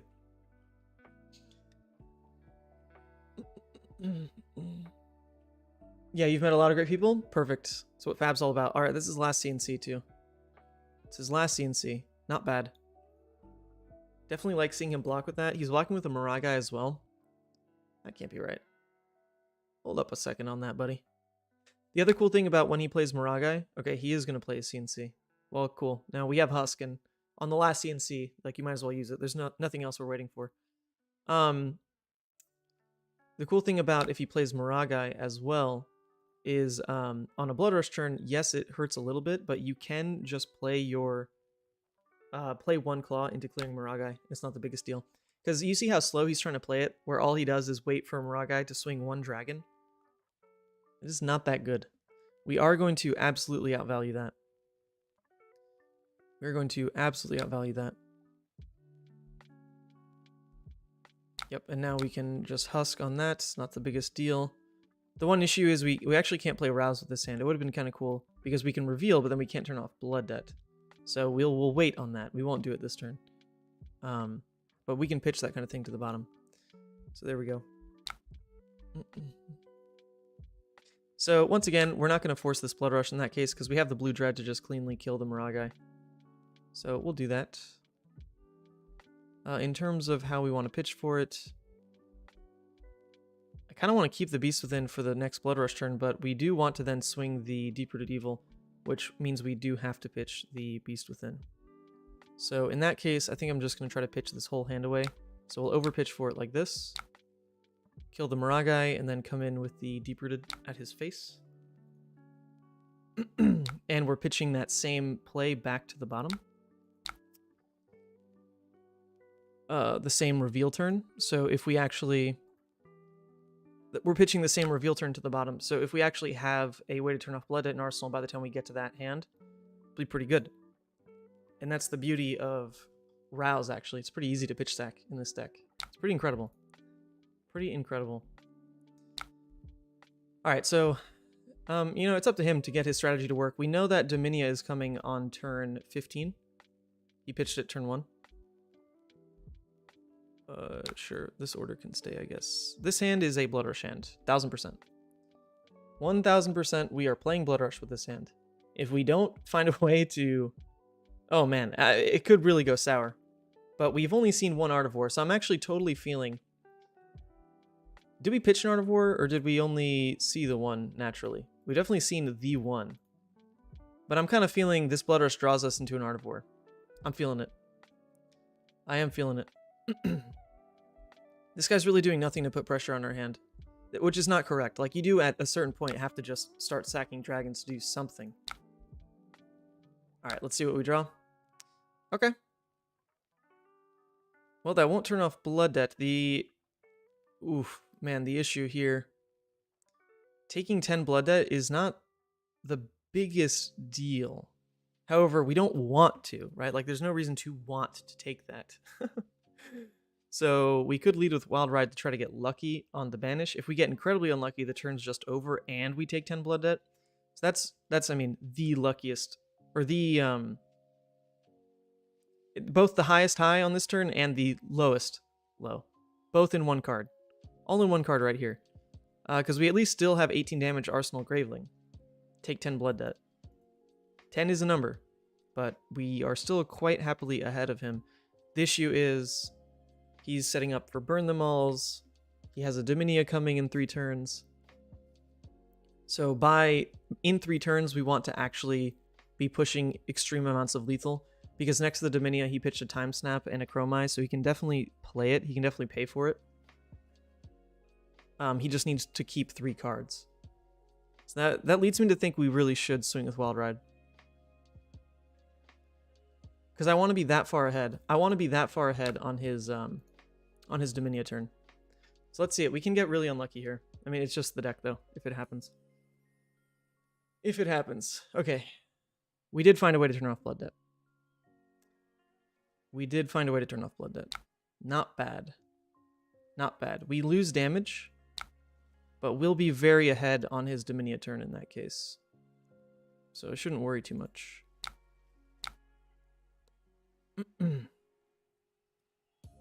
We waste another form of Go again, though, which is very annoying. All right, cool. So we're going to build a 5-card hand into him doing nothing. He saved a lot of HP. Luckily, we caught him with some 2 blocks. So we will have a decent push. We know the Art of Wars are coming, which is amazing to have Graveling and Arsenal with. Graveling plus the Deep-Rooted here is going to be great for Art of War coming up. Anyone have any idea how long it takes custom shields sleeves to arrive? Oh my god, I can't read. Anyone have any idea how long it takes custom sleeves to arrive from Dragonfield? Yeah, let's see. When I ordered mine, it took maybe 3 weeks. Wait, did I not Arsenal? Wait, did I not Arsenal? I don't remember. Okay, there we go. All right, there's our Art of War. Okay, cool. We planned this. We talked through all this. Everything planned. We did it. Now they pass. We have another God turn. We didn't take our blood debt. We really don't have to worry about taking blood debt. We've been pitching. Don't think I can win this. You got this, GG. I mean, that's pretty much the matchup. Oh, he's just going to concede. All right, GG's. Yeah, I mean, that's really the matchup. We still had 2 more Art of Wars. We still had 1 Blood Rush, and he was at 12. So that's pretty much how you expect the matchup to go, especially when he plays it this way. He was trying to be completely defensive and try to build a board state, but the problem is you can't stick a board state. Like, I have too much wide threat. Like, it's even amazing that you can turn the Blue Dread Screamers into such a powerful card in this matchup, because you don't care that it's a blue, you clear the Morag guy. So we just did that. The one misplay really was the Scabs. I should have blocked with the Scabs 1 more time. I always forget about Tumultai breaking it. So there's almost I almost I almost wonder in this matchup if I should just take Hooves Goliath then and just try to like play through all my equipment early before Tumultai can do anything. But you can get into points where like Scabs Gamblers is just the right thing to do for like 3 turns in a row. Okay, GG's. Cool. All right, well, now we're 3-0. Like I said, though, I didn't want to just play Levia. I do need to legitimately keep flexing my skills on other decks. I need to get them a little bit more attuned. And especially playing something like Iyslander a bunch is even useful for going into draft. Playing Dromai, very useful for draft. Pi, I think we're fine with. Decks. Did I favor anyone's decks? No, I didn't. Decks. Tournament. Latest tournament. I want to go back to Iyslander for a second. I'm sure this is like... I don't know if this list is still the best list for the meta, but I was having a lot of fun with it. All right, we can't mark it competitive, though. We're not there yet. Iyslander again. Dromai is so hard into Brew. Has the draft beta released yet on Talshar? Yes, it did. Yes, I think it did. All right, this is actually going to be a fun one. I like playing against Dorinthea. We take this. I don't know what Crown is for. It's most likely not for this matchup. Coronet should be pretty strong. In terms of what we take out, we can't need Scour. There's no way.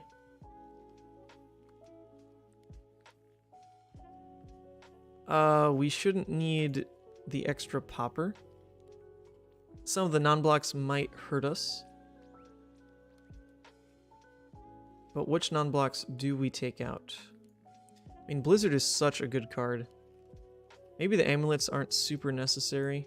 That could be something we drop. I could see Brain Freeze can go for sure. It is a 3-block though, but we have enough 3 blocks. It can't be Amulet. I'm pretty sure Amulet's not good enough in this matchup.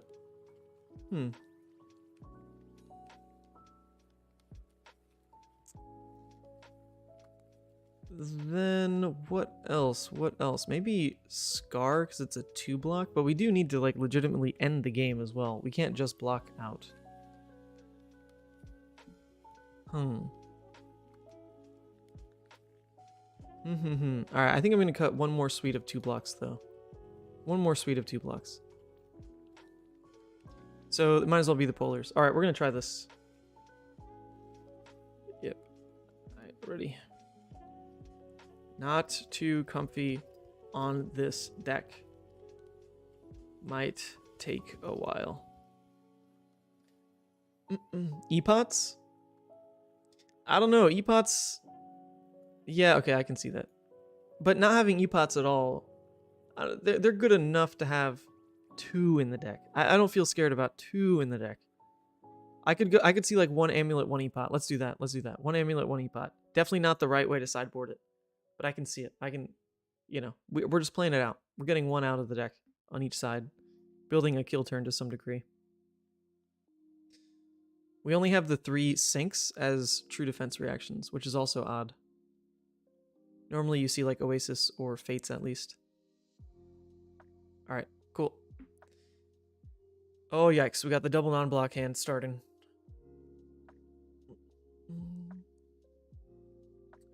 Prism was actually favored if you went full aura. Runner just had to roll scabs every turn and pray. Yep. Yeah, that was the issue. Actually, Prism was quite good into the brutes. No one wanted to say it, but she was pretty good. She was pretty darn good because you had to just pray. Like there wasn't much else you could do. You just prayed. All right, he's definitely going to get some damage through here, but we can at least turn off the go again, or we should be able to.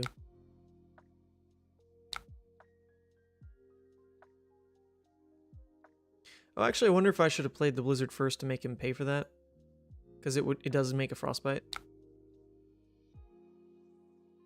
No, I mean he's still the one floating. I don't know. I guess now he just like can't pay for anything is the bonus. All right, we take 2. I don't think it's the biggest deal. And we get our heart off. Okay. So Ice Bolt, not the greatest arsenal card. Not the greatest at all, especially without having Tunic up. That's kind of the core combo. But I'm feeling my turn is probably just Scar, Coronet, and then Arsenal Insidious, I guess. Seems pretty good. So yeah, we'll do that. Scar, Coronet. Seems good. It's nice starting to see Dory. Yeah, I mean, that's the other bonus, is if Oldhim takes a bit of a downtrend, you know, people stop playing him, then Dorinthea gets better. She hated that matchup. Man, a lot of decks hated that matchup. Like Ice Lexi hated that matchup.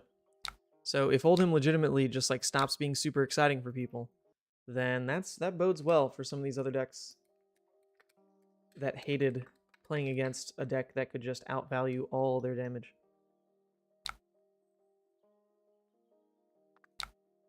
But I don't think Oldhim's bad. Like Oldhim is definitely still very okay. Do you fuse Oakenhold that much anymore? No, but you still math check so many decks.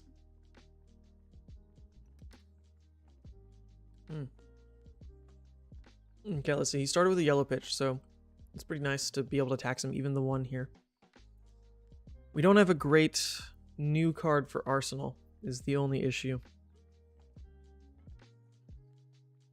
So on our turn, I think we're likely to try to just keep these then, because we can't use Brothers in Arms very efficiently on this turn either.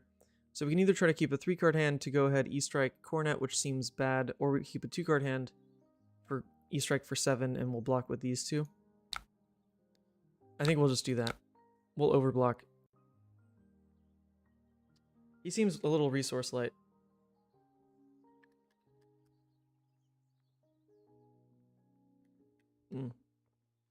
Also, someone asked, and I don't know if I answered, the whole Goliath Gauntlet, I'm not quite sure how they're going to put the matches together, but they are supposed to start coming out this Friday on the 983 media channel. I don't know how they're going to start releasing them, if it's going to be like a slow drip or it's going to be like, you know, all of like bracket 1 in a day. I mean, that'd be kind of nuts to go through and watch all that. I'm sure they want good viewership. Okay, what's happening? Okay. That's interesting. That is very interesting. I'm not quite sure why that happened. We'll say +2. Buff power. Anyone realize how Moonwish and Life of the Party interact with Frostbite? I found a secret counter to Iyslander. What? Moonwish? Wait, because it says like as an alternate cost, so does that replace even what Frostbite is taxing you with? That's kind of crazy. Is that how that works? I have no idea. All right. Ooh, channel. Channel is the good stuff. Okay, so we can definitely look on our turn. We might just, because we know that we have a channel turn, we might just eat all the damage they throw at us right now. So that we can go ahead, play out the Insidious. Tax him a tiny bit. On our turn, just slam him with another E-Strike Arsenal channel. That sounds pretty good, knowing that we'll have Tunic to be able to pitch channel Waning Moon next turn. So I don't think we are gonna... We are not gonna respect their damage right now. Because we should be able to reset it.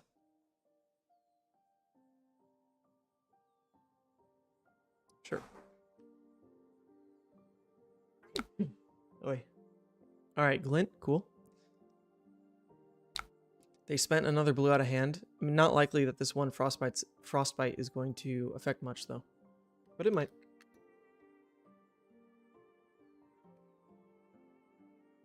They swing Dawnblade again. Alright, now, since we don't have a Frost X, we can actually go ahead and play out the Insidious just to tax any attack reaction they want. Maybe it throws them off. So... Oh wait, oops. I would have to do that on declaration, I guess. Interesting. I can't actually do this in the defense step. Sorry. Sorry, swing. Swing again. Have an instant. Alright, here we go.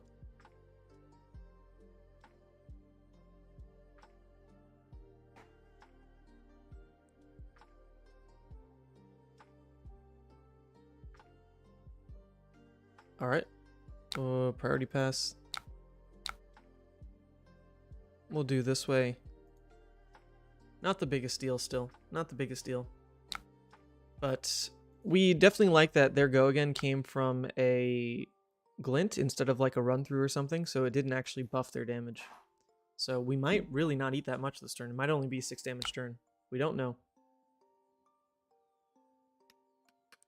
Oh man, people dipped after switching to Iyslander.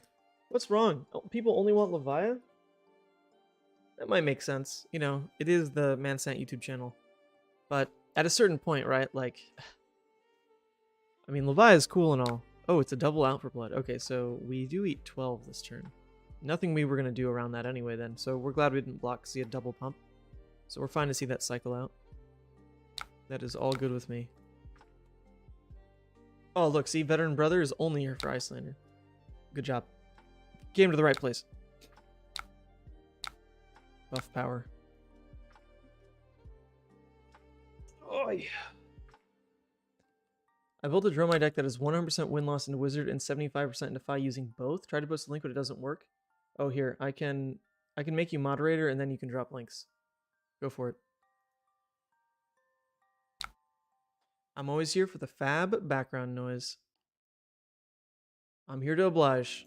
That's what I'm here for. Just mindlessly playing through Flesh and Blood games all day while the rest of you make money at your jobs. While I just lose it. Sitting here. Man, I could be working on my portfolio. I could be working some of my contract gigs. Nah, I do prefer this. I do prefer this. Alright, wow, they're playing Oasis. Well, we're actually fine with that because they use Tunic for it, so that opens up Crown to actually be pretty huge again into Dory. So we can start looking for that again. I'm here for the 100% win rate games. We're getting there. Sometimes. What was Thursday? Thursday was like 6-1. I'm sure I've had a couple days that are actually 100%, but nothing's like really sticking top of mind. Maybe Iyslander gives people mad memories. Someone else is stoked for the ice. Good, good, good. Okay, there's no way this is right though, dude. I'm sorry. How are you gonna pay for all this? Your turn's gonna do nothing. Interesting. I mean, even if I do play out the channel... So even if I play out the channel, he does get to pay for it still. Because he can pitch this red, but then that's all he does. I think it's still worth it. Still worth it. I can go ahead and even get the Waning Moon in. If I Waning Moon and he just... Yeah, okay. So I should Waning Moon now. Because if he soaks for the Arcane and then doesn't even swing, that's just a win, right? Or do I want him to spend the money on swinging so that I know Waning Moon hits? I mean, he's going to swing regardless, actually. So we'll just throw this. Doesn't super matter. Doesn't super matter. Maybe he makes a mistake as well. Dory, chill. I know, right? 3-card hand, Steel Blade. They don't even have refraction. I'm not sure how they're gonna make this a scary thing, but yes, we can see the link. We can. We'll take a look at that in a second and toss this up here.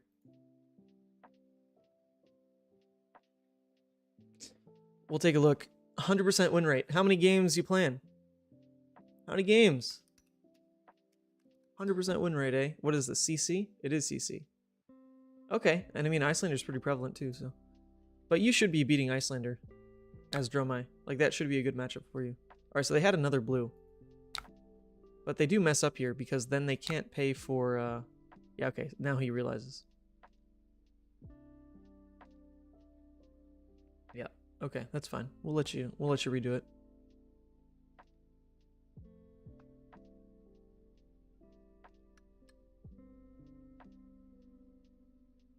So, it's a little sad, because I don't get to slam him with an Aether Ice Vein. But we were short a blue to do that anyway. So we'll just go ahead and take away his counter. We'll take away his counter, and then we'll go ahead and Coronet on our turn. So that we can keep channel, and then we should be pretty set to set up a new arsenal. I think it's fine. That turn's okay. I hate that we lost 2 red Aether to do it, though. That's not fun. But this is the big reset we were looking for.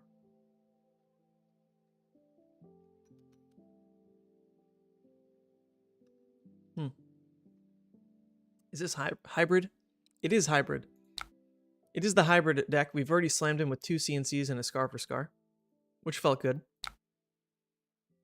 Alright, he paid with a red Iron Song. Cool. The one thing I'm not sure about against Dory is, like, what is the actual win con you build for? I'm sure you could just, in theory, deck them out if you wanted to.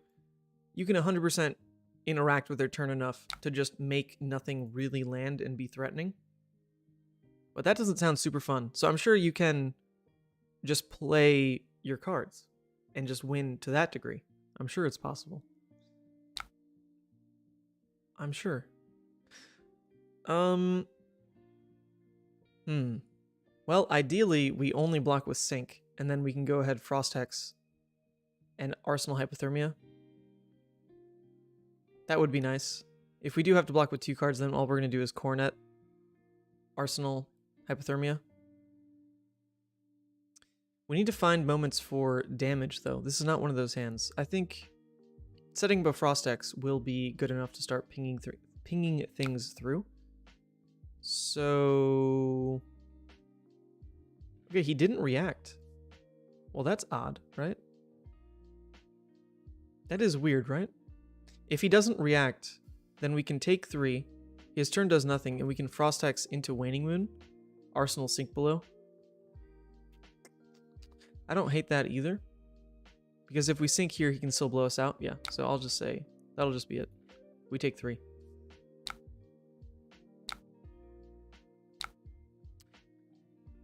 And then I guess we'll Waning Moon as well. Arsenal Sink Below.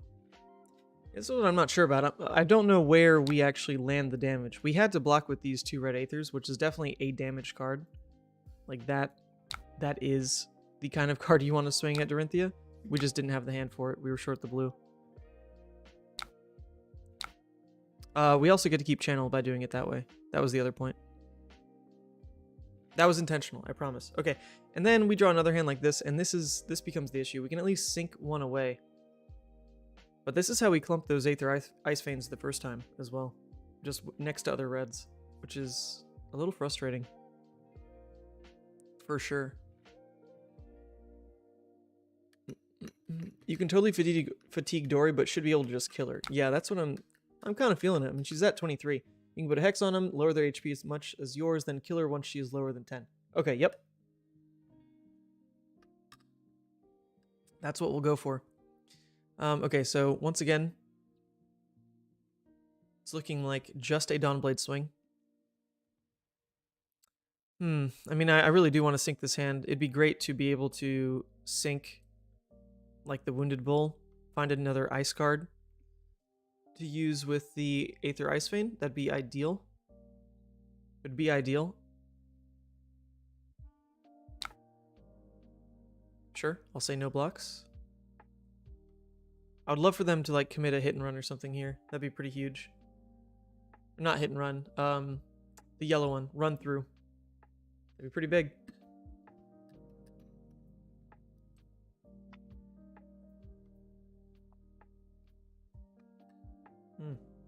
Man, sticking channel for basically 3 turns is so gross. So gross, this card.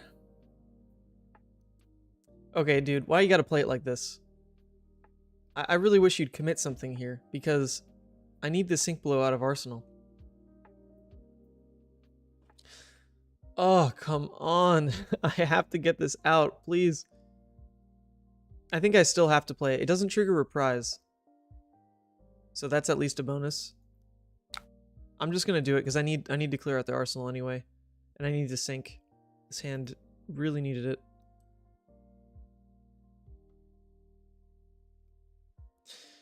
Come on. Wounded Bull, don't fail me. Let's get you out. Let's get you out of here, Wounded Bull. Let's draw an ice card. Oh, God. Why? What is that clumping? Alright, so they pay for an overpower. All it gives is +2. So they deal 1. Uh-huh. Man, I really wish I had a hand that could actually punish this. But I don't. But I don't. That is very rough. Very, very rough. Okay, well, we play out this. We just hold the Aether Ice Vein in Arsenal for next turn. That's so unfortunate.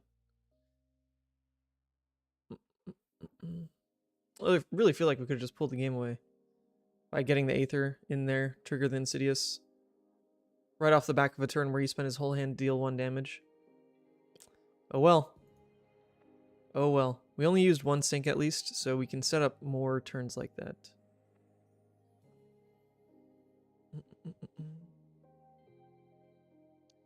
It does well into Dory. Played against both Dory, Axes, and Dawnblade. Deck looks like a meme, but it's super solid. Oh, you're still talking about the Dromai deck. Alright, we'll look at that after this game, which hopefully is a win. I don't know. Starting to get scared.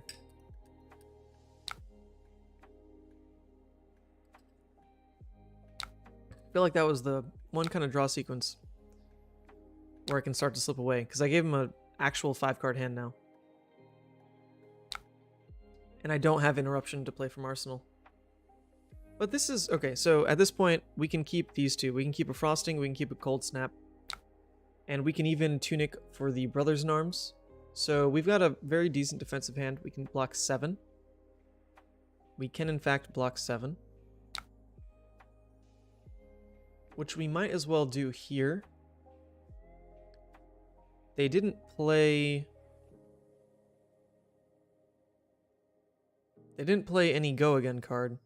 They pitched a hit and run. They played out a Glint. Very likely, you know, we see more of that. It's a 5-card hand, so they've got to have something good, I would hope, on their end. I guess we can just force them to have it now, because if... Hmm. Yeah, we can block the 7 now. If they do pump over, we can just throw this to block 3 and still have a Coronet peak turn at least. They have Tunic up, so it's not great. But you're really not supposed to block swings like this. Yeah, we're just not going to block this. Let him commit. Let him commit. Let's see what else they throw at us. It's a Blade Flash.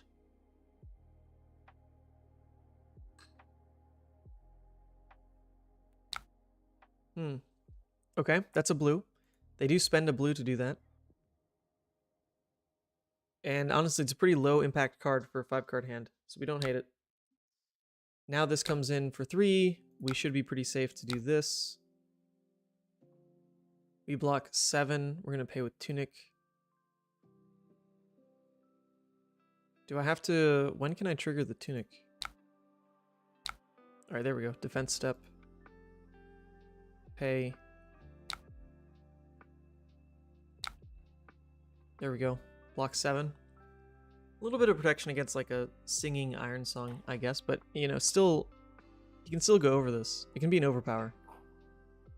It can be double pump from Arsenal and a blue, but this does beat single pump, so probably happy with that. And if we win this turn cycle, that's pretty insane because we're already up on life. We are already up on life. And then we're going to be slamming him with an Aether Ice Vein, Arsenal Cold Snap, which is huge. Only issue being we can't chain Aethers together because this is our last Aether. So... And we also know we put a bunch of reds at the bottom. We put a Findles at the bottom, a Wounded Bull at the bottom.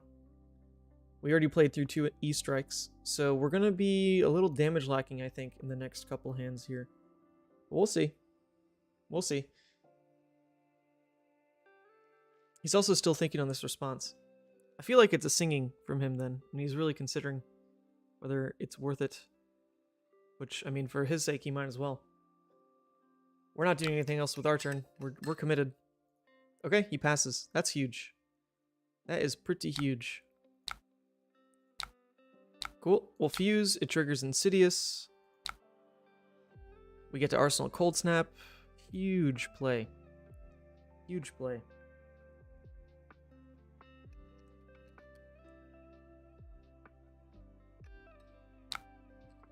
Okay. He discarded a Red Out for Blood. Then 5 Arcane coming at him. Or her. Maybe I should just say them. Because we don't know the pilot behind. And the gender of the hero is always flip-flopping. I always say him, though. I hope that's not... People don't mind that. That's just like... That is kind of bad, though, right? I'm assuming. I'll just say them. Better to use when referring to opponents. Yeah, they. Yep. That is better. That's what we'll do. Okay. So we play out the Cold Snap now. They won't be able to pay for the Frost Bite or unless they respond with Tunic, which would leave us up for then Coronet. So we can go ahead and do this. See what we draw. Did I draw yet? I did not draw yet. Let's see what we draw. We drew an ice card. Okay. Well, this is a pretty free damage turn for us. Interesting. Is it worth it to throw just a blue Aether Ice Vein at their face? All we'd be arsenaling is an Aether Hail. Oh, but actually Erase Face is coming up, right? So we'd have to block with 2 real cards to do that. Blocking with 2 real cards means we don't get to do that. So maybe all we do then is block with 1. Go ahead on our turn, just Aether Moon for 4. Arsenal the Ice Eternal. That sounds good to me. I think that's right here. Because we know that they're not using their Tunic to pay for the Frost X, so we don't actually want to Coronet with this kind of hand, so we don't want to block 2. So we block like this. We take 3, no big deal. Yeah, we feel very ahead here, I'm pretty sure.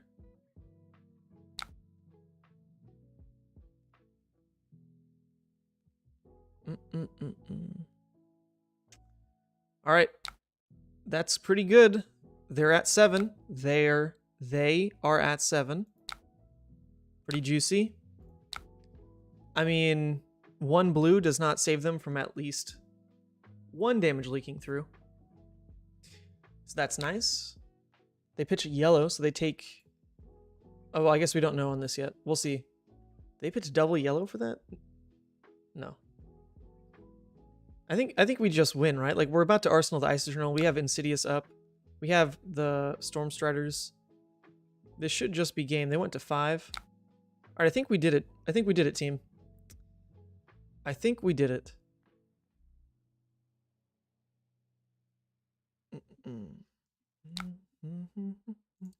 Cool. Oh, yeah, that's an all blue hand. So the one unfortunate part, right, is we don't have Tunic up. Oh, and they're pitching all reds? Okay, yep. Let's just see what you throw at me, buddy. See what you pay for this Dawn Blade. All right, you pitch another red. All right, this is going to be game. This is going to be game. We're going to go ahead and pay 1, 2, 3, 4. Which means 8. I remember that's how they math things out. Fusing. And then we can even moon on top. And that will be that. GG's. All right. Interesting one. Interesting one. I get it.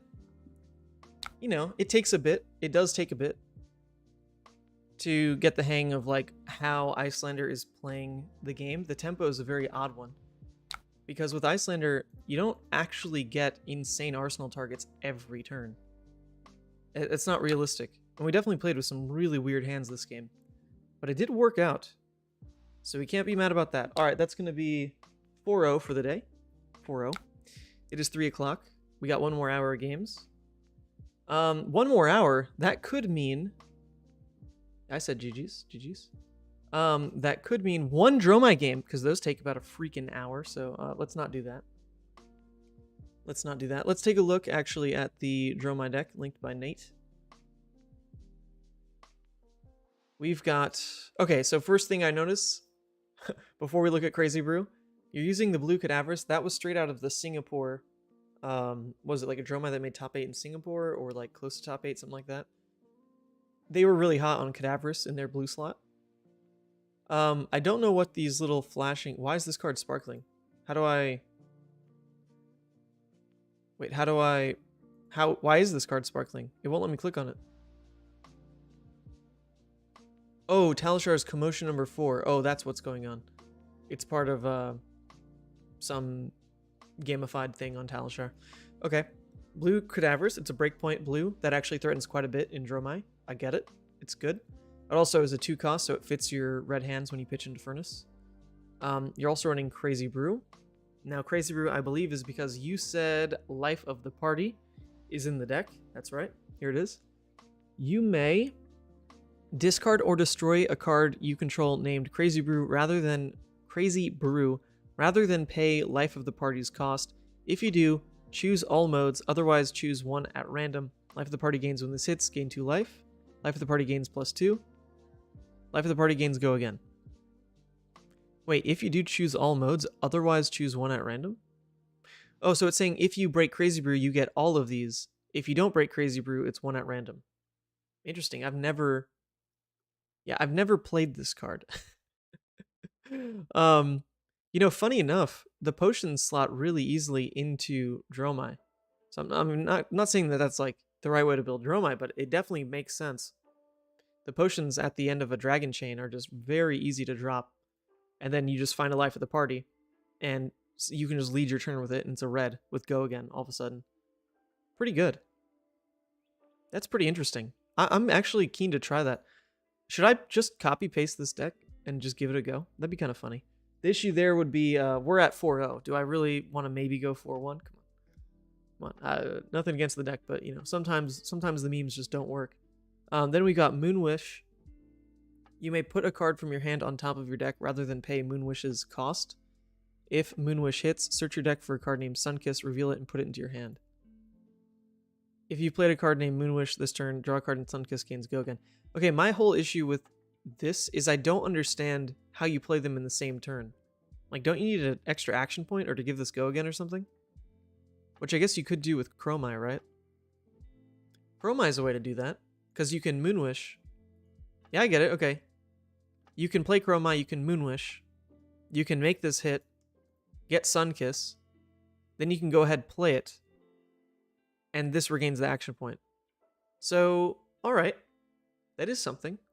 That is something. I assume that's what you do with it, otherwise how else are you getting the extra action point?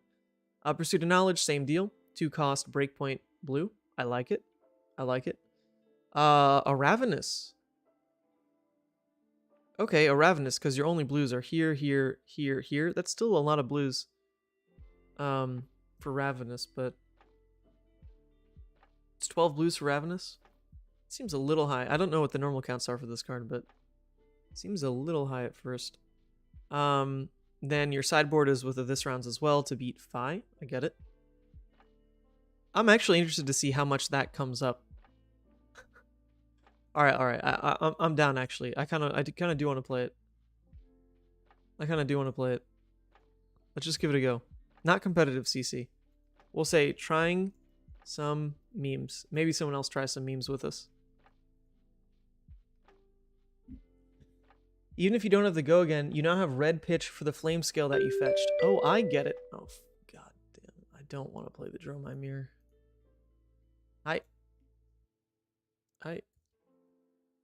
Oh, Lord, I actually really don't want to play the Dromai Mirror. Not at all. Not at all. But I guess we'll do it. Okay.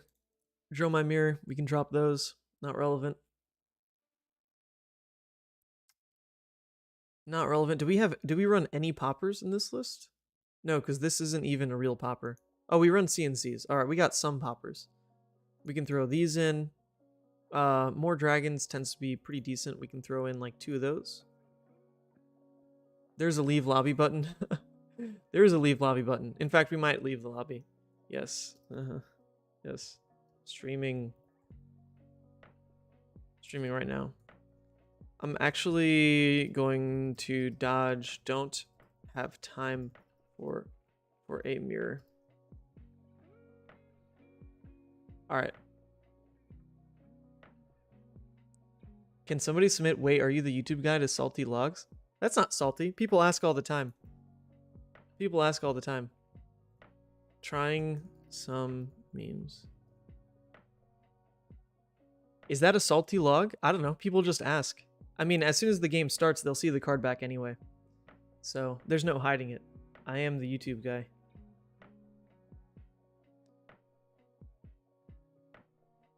Alright. I really don't want to play the mirror. It goes so long. And I also don't play the mirror quickly because I just don't know it very well. So, and we already played a mirror match today. We played Levia versus Levia. So, oh god! No, not. Is it this guy again? I don't have time. Sorry. Alright. Please, for the love of God, can we not get a Dromai mirror? No Dromai, please. No time. Please. That was a different guy, too. You say memes, it's like a Dromai call. Yeah, I mean, no one's too hot on Dromai anymore. People are convinced she's just not there yet. Which is interesting, because I thought, like, when when Uprising was first making an impact, people really thought this deck was hot. Alright, this is fine. Now, will we really get a chance to play our memes out? No. And also, I'm pretty sure this is just an awful matchup. Nate, you said you have a good matchup into Phi, though. What do we do? What makes it a good matchup into Phi? Nate, I need your help. Nate. Nate. Come in, Nate. Come in, Nate. Help. In before another mirror. Nah, we, oh, thank you. You're on stream right now. Nate, where the heck did you go, man? I need your help. D-react and life gain. All right, that's all we need to worry about. Just D-reacts and life gain. Do we run the memes, though? I wanted to run, like, the crazy brew stuff. So that is technically life gain, right? Because you do gain life if it hits. All right, we can't worry about, like, passing Mirage. There's no way that's good enough. We're swapping the blues for that. CNC, definitely good enough. Pursuit, hopefully good enough. I don't think we can worry about Cadaverous hitting. We're at 61. What do we take out? Probably one more, like, Miragai. A Miragai is probably fine. All right, we'll send it. Start. Who knows? Dang it, man. I was at 4-0. This is definitely a 4-1 kind of feel.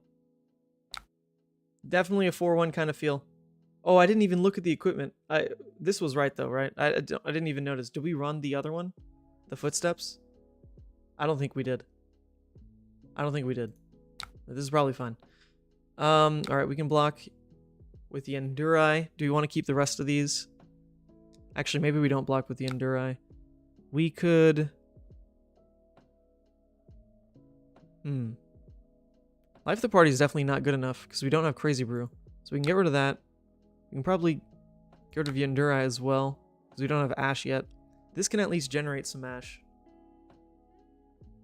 Right, so that's probably fine. I think we'll block like this. Burn Them All doesn't do anything right now, but maybe we just play it because we have to just tempo things. We can't really make the game long. We don't have enough interruption for that.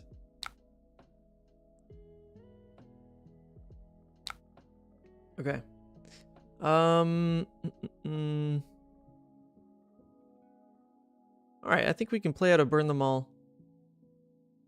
We can play out a Burn Them All, but it wouldn't do anything this turn. We can Moonwish just for 5. If it hits, we can go ahead and pitch to Flame Scale, but we have a pitch for Flame Scale anyway. Alright, we're going to do this. Also, I'm pretty sure you like never play Rake out in this matchup because it's just free mask. I don't know, but they are on Searing. They're not on Kodachi, so maybe Rake is okay. Yeah, we'll do this. See if it hits. All right, Nate. Enjoy. Enjoy your meeting. I'll try to enjoy the deck.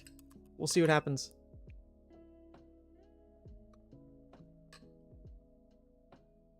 Where's Levia? No Levia, no Brute? Oh, come on. Look, I've been streaming for 3 hours. You got to go back to the beginning of the stream. We went 3-0 with Levia and then took a break. You know, just rolling everyone with Levia. Just sometimes it gets a little boring, you know. Okay, so we could just cycle out the Rake for Ash, or we could Arsenal it. Maybe we should have just pitched for Moonwish, make 2 Ash. That was probably better. Who cares about the Burn Them All? All right, we already messed it up. We definitely already messed it up. Oh god, this is terrible. I actually really didn't expect them to block that because who cares? But they're scared of the Moonwish. Alright, I'm getting the Rake out of here. This is the mistake. But I want the Ash. Let's go. A mistake. Lord. We found a Sun Kiss anyway. Well, gain 3. That's good. This is a 4 block. This is a 3 block. Oh, that seems fine. No Ash generation, though. We don't mind this one hitting. I think Rake is okay. You have to spend 3 attacks. Yeah, no. With the with them not having Kodachis, Rake definitely gets a lot better than if they were Kodachis. But at the same time, we just totally messed that entire first turn up anyway. I didn't I honestly didn't even double check on Moonwish, but we could have just paid into it.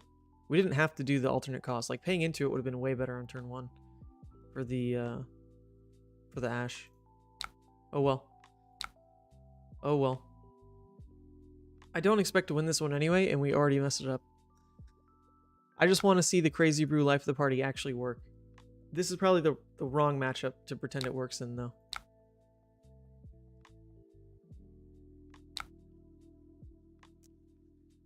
Here comes the Phoenix. Yep. There it is. Ethan, do you think Minax is worth it against Michael Hamilton's Iyslander? No. No, actually. Because you can actually completely get away with Blood Rush and pulping and all that, because they don't run Channel the Bleak Expanse. Icelanders just don't run it. And that's pretty massive. Them not running it is a huge boon for Levia. Like, if they do run it, okay, sure, you run into like the one Iyslander who actually does that. But if they don't, then no, just run Claws and just roll them over. I think that matchup's actually really good for Levia. Okay, we found a Crazy Brew. Oh man, all 3 burn them all super early too. Interesting. Oh, we maintained 40 to 40, and we have an Ash and a burn them all. Is that winning? I don't think so. But we do at least throw a hit effect dragon at them this next turn. Ideally, this is kind of all I block with. I really want to play the Crazy Brew out. Like, I want Life of the Party to do its thing. So, ideally, we do let that happen. That's unfortunate. He has a Razor. That very much hurts. So now the hit actually goes through. CNC, that's pretty fine. Leave that on the top.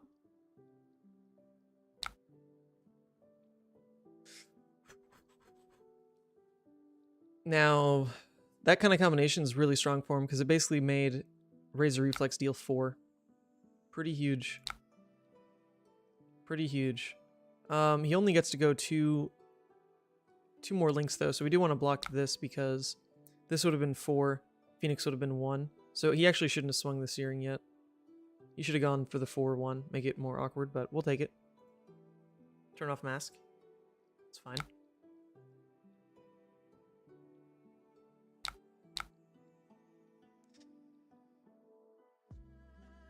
Yep. There it is. And it's just so hard to find time to play out your dragons. They don't even feel like they do anything because he just clears them and draws a card. Rough. But it's all about the Crazy Brew. We really want to get it off. Everything is worth it.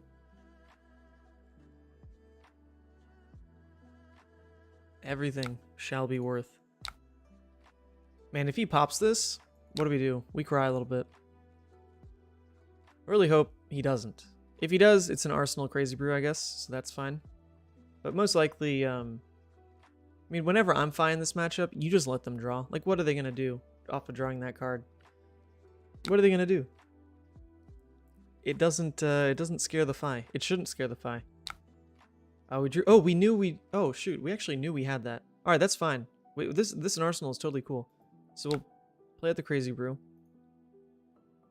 and we'll Arsenal the CNC. I forgot we knew that was there. Fate Foreseen. Sheesh. When I play any other deck other than Levia, all my game knowledge tanks. I mean, you guys were there. You were there. You saw the Levia games. I'm talking about the pitch stack. I know the exact order of what my opponent's done. I've got it all planned out. I play any other deck, there's just so much more to start tracking that I just forget it all. Everything goes out the window. 4-card Art of War. Not so bad, actually. I'm totally fine with a 4-card Art of War out of him.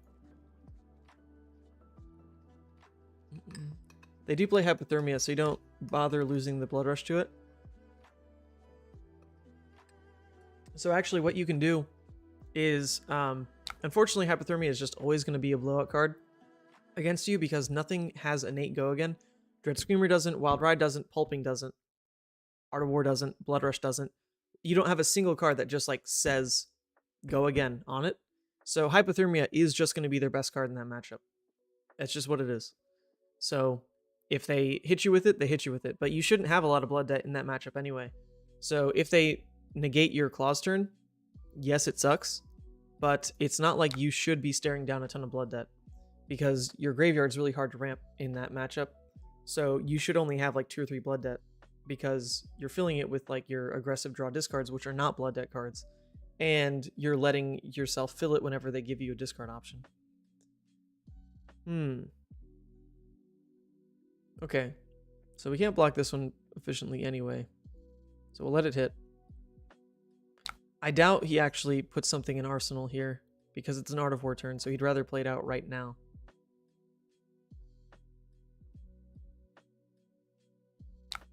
All right, this one we do want to block, and actually we love blocking it because it's not buffed by Art of War, and it's gonna stop his mass draw from triggering on Kyloria. So we're gonna go ahead and block with.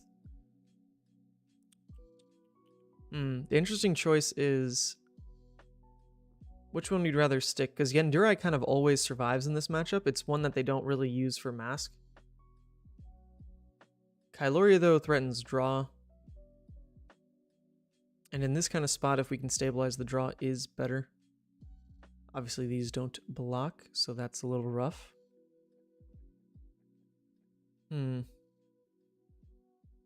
think I'd rather stick the Yendurai over the Kyloria, just because it's more likely to just be a weapon basically every turn. And we have our burn them all, so we do want to just stick a dragon and swing that dragon. We take this. He uses Phi. He probably kills Kyloria with it. He should, at least.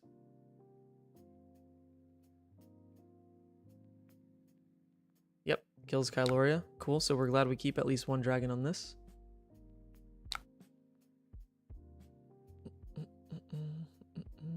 And then a Lava Burst. Oh boy. Lava Burst for 7, no less. Well, this starts to look pretty rough because that does threaten Mask at this point, and we don't want to give him the incremental advantage, so we could just give him the whole hand, just block 7. That's pretty rough, but we're going to do it. It just takes too much to keep that dragon in hand. So that's it. What does this even do? Lose 2, gain 2, go again. Gain 2 action points, and your next act gains +2. Alright, if we want to get, just like try for insane luck, we always have the option to Crazy Brew our CNC. We're not going to do that. We aren't going to do that. But it's an option. What kind of Crazy Brew is this? Legitimately, a Crazy Brew Moonwish Dromai. I'm not convinced it does anything too special, but I like the theory. Someone in chat was talking about their win rate with the deck, so we had to give it a go. But, you know, Crazy Brew, easy to drop. It's in Dromai, you just drop a potion at the end of your chain, life the party, it's a red, breaks your Crazy Brew, now it gains go again, it's a 6 with a life gain hit effect. Seems alright. Moonwish, if it finds you the Sun Kiss, that's a free flame scale trigger. That's the whole idea. The whole idea is right there. Okay, they pitched a red, but obviously they fixed their turn with the belittle. Oof. It'd be pretty nice to be able to keep this hand. It'd be pretty nice. Will we get to? Most likely not, but we're going to try.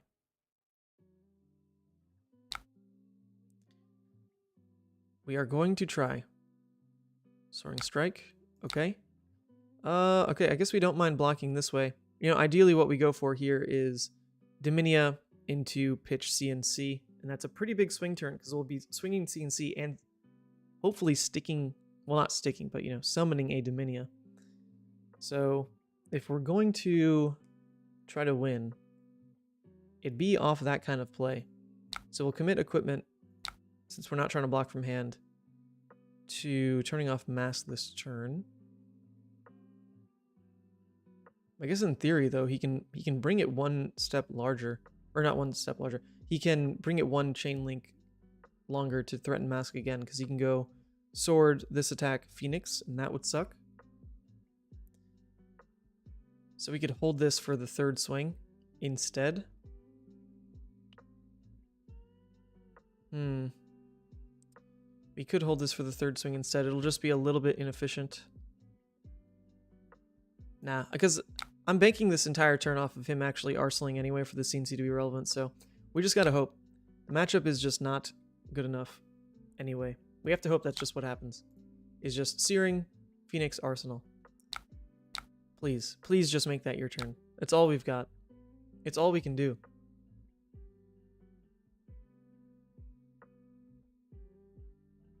Soulbead Strike. Okay, that's interesting. Is he stream sniping? What is happening?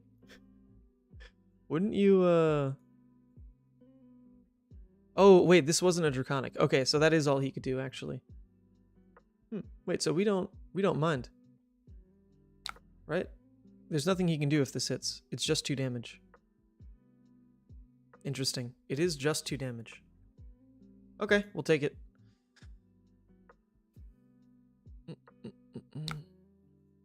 We're at 15. Our CNC won't do anything. That's unfortunate. But our Dominia can now get played. So I figured, you know, we play... If we Ravenous first, we get to peep if it is a red or a blue on top. Nothing we can do if it is a blue. Our turn is a little forced. It is a little forced. We can get insane with the Crazy Brew. That'd be one way to do it. Man. Should we just sack Crazy Brew? If we sack Crazy Brew and hit, then that does mean we do want to lead with Ravenous first, because it'll gain the +2. And then we'll be able to Dominia into CNC just as like a damage turn. Ooh, man, you just don't know. Just don't know in these kind of situations. But I also could leave it for when we find life at the party. Interesting.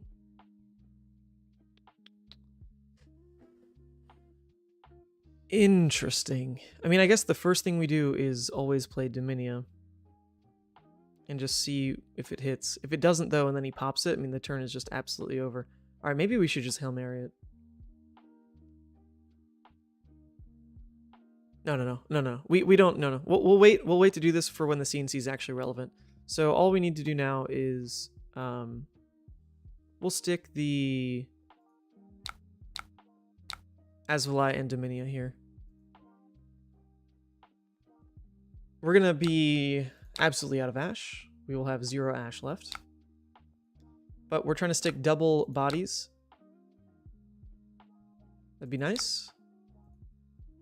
Into maybe him just taking the time to clear dragons, and then we can actually... Oh, okay, look. So his turn, pretty bad. Pretty bad. So hitting one of these won't do anything. Because either one will clear the Dominia. So I guess getting rid of the Razor Reflex just makes it so...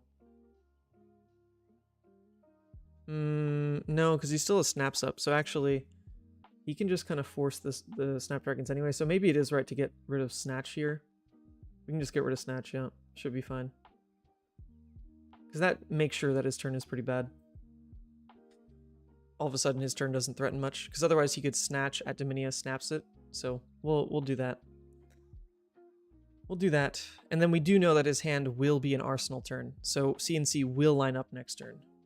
It will. So it'll be a Crazy Brew kind of turn next turn. Pretty sure. Pretty sure. What did we even reveal with the Dominia? Obviously it hit. It was a Rake the Embers. Okay.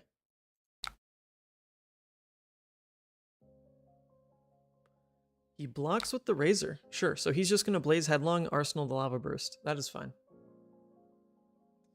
That is fine.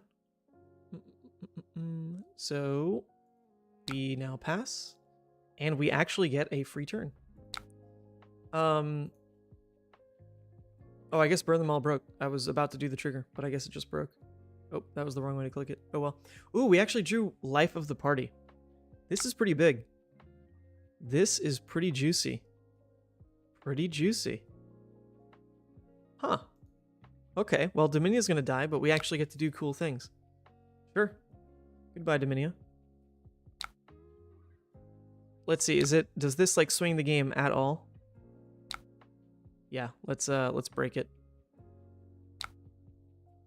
Sweet. Look at this. 6 If it hits +2, go again. Insane. Insane. He's going to let it hit. Makes sense. We gain 2 life. Woo, Lord. All right, and then we're going to play CNC as well. I guess we can swing with Azulai for free first. Oh, if he pops this, actually, it's pretty rough. Oh, well. That's always the Dromai thing, right? If they pop it, it's just rough. But he doesn't. Okay, he doesn't. Cool. Are we stabilizing? Are we stabilizing? Now we get to CNC, and we'll arsenal the sink below. Wow. Wow, did it work? Have we done it? I think if we can find time to arsenal like a, because we know this is a lava burst. This is actually a really high impact CNC because we peeped the hand with Dominion. So he definitely wants to protect that. And if not, then we just took 6 damage away from him, which is pretty huge. And we're sticking an Azfly. We're going to get our sink and arsenal. Whoa, he blocks with mask. Oh, man. Oh, man. I think we can win. I think we can win. All right, sorry. I've been so focused on that.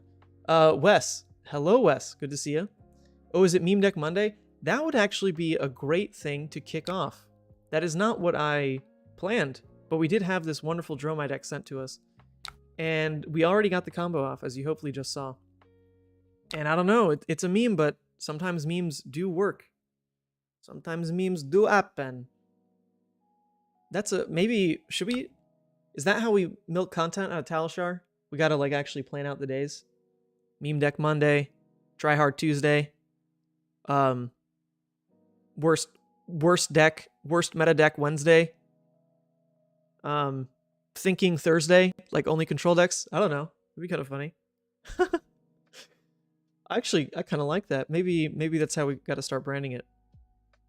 Something's got to spice up the just whole Levia Wednesday. Can we make that work? Does anyone have an accent where Wednesday sounds like an L? Levia Wednesday.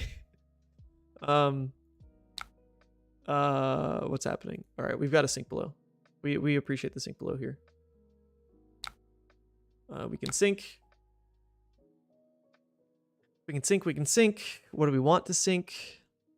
At this point, he doesn't have mask anymore, so sticking dragons is pretty insane. Sticking dragons. So we can block with E-Strike. I don't think he's keen to Arsenal again, though. So our CNC isn't really relevant. So in that case, we can... Do we even play this rounds on me? Probably not. Probably not. So we can go ahead and sink the this rounds. Sigil? Okay. Sigil's fine. Bolton Monday, Bolton Tuesday, Bolton Wednesday, Bolton Thursday, Bolton Friday. Interesting. It seems like you have a favorite deck or something. Viewer submission day. Yeah, okay. I see. I see. There are ways to make this work. I mean, in reality, this was supposed to be... Oh, shoot. He is going to keep Arsenal. Dang, so I should have actually kept the this rounds. I thought for sure his turn would be... His turn would end with the Lava Burst. Ooh, that is a huge misplay. On our end. Yikes. Yikes, yikes.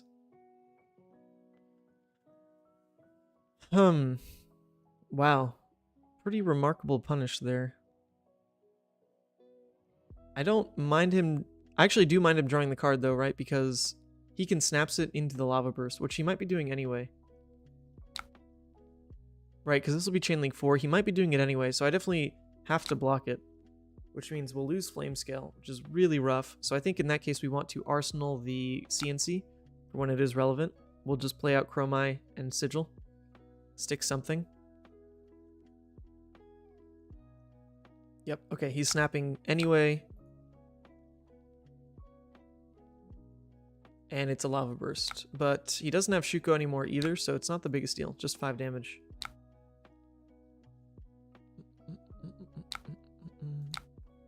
I just like the combo Sabres Bolton deck. It seems awful for 90% games you go off and take like 36 and lose. Oh god, it is one of the most miserable decks I've ever come across. The Sabres deck is it just removes so much agency, like, from you as the player, because you're just literally tied. Like, your entire win con is tied around just drawing cards at the right time and early enough that you don't you don't just have to block out every turn because lethal's being presented, right? Like, that's all you can do. And your opponent also only has one game plan, which is you're going to block like 9 to 12 a turn. And so you just need to be able to outdamage that before the Bolton just gets like lucky enough and draws their combo. It's pretty boring. It's pretty boring. And when I see people like Josh Lau, who are insanely good players, playing combo Bolton, it hurts because there's not enough skill expression on that hero. They're on that playstyle to make someone like Josh really appear as great as he is, because he is. But then he plays combo Bolton, and then he's like, well, I just, can't win this game. Oh, I high rolled this game. It's like, okay, I mean, did you want to play like that, though? I don't. I don't want to play like that. Oof. There isn't much we can do with this hand. It's pretty rough. Pretty rough. I guess we swing with Dromai, right? We hope he doesn't kill the Dromai. We hope. But we don't know. We don't know if he kills the Dromai, is the other issue. He says, whoops, he misclicked. Oh, did he pitch the wrong card? That would make sense. So the easiest thing to do if Dromai swings is swing, gain another action point. Oh, but it wouldn't have go again because I haven't played a red. So it's really not that great. Unfortunate. So we'll get rid of the Crazy Brew, I guess. Asvalai, well, that's an okay one. That one is okay. I had 13 in soul and drew 3 celestials. Yeah. That'll do it. That'll give you the money you need. Are we actually going to win this game? I really doubt it, but he's blowing through kind of his above rate cards. We've seen Lava Burst, Art of War, Razor. Nah, he still has 2 Art of Wars. We can't actually like pivot to Fatigue. It won't work. That's unfortunate. That's unfortunate. So we do just have to take the damage, try to swing it. CNC once again won't do anything though. Yuck. I mean, it is damage at least. He's also down snaps. Maybe we get him to the point where he just kind of bricks, which is definitely possible. There's his Phoenix. If he's smart here, he should Arsenal the Phoenix. Pushing the 1 makes no sense. Nope. Alright, unfortunately, this is just not right though, because if he Arsenals it there, then he leads himself into dealing more damage off the back of a, like, Art of War. But okay, he's going to swing. It does make our CNC worse. But that's alright. That's alright. If that's the case, then we just don't need to swing it, so we can... I mean, we could... He has the 1 block here, though, is the issue. Because otherwise we could Dromai into Pursuit of Knowledge. But I think I prefer the life gain plus the Asvalai summon, so I guess we will go ahead and block it. So that we can just Asvalai Sunkiss. So we don't need to swing CNC. That'll be fine. That will be fine.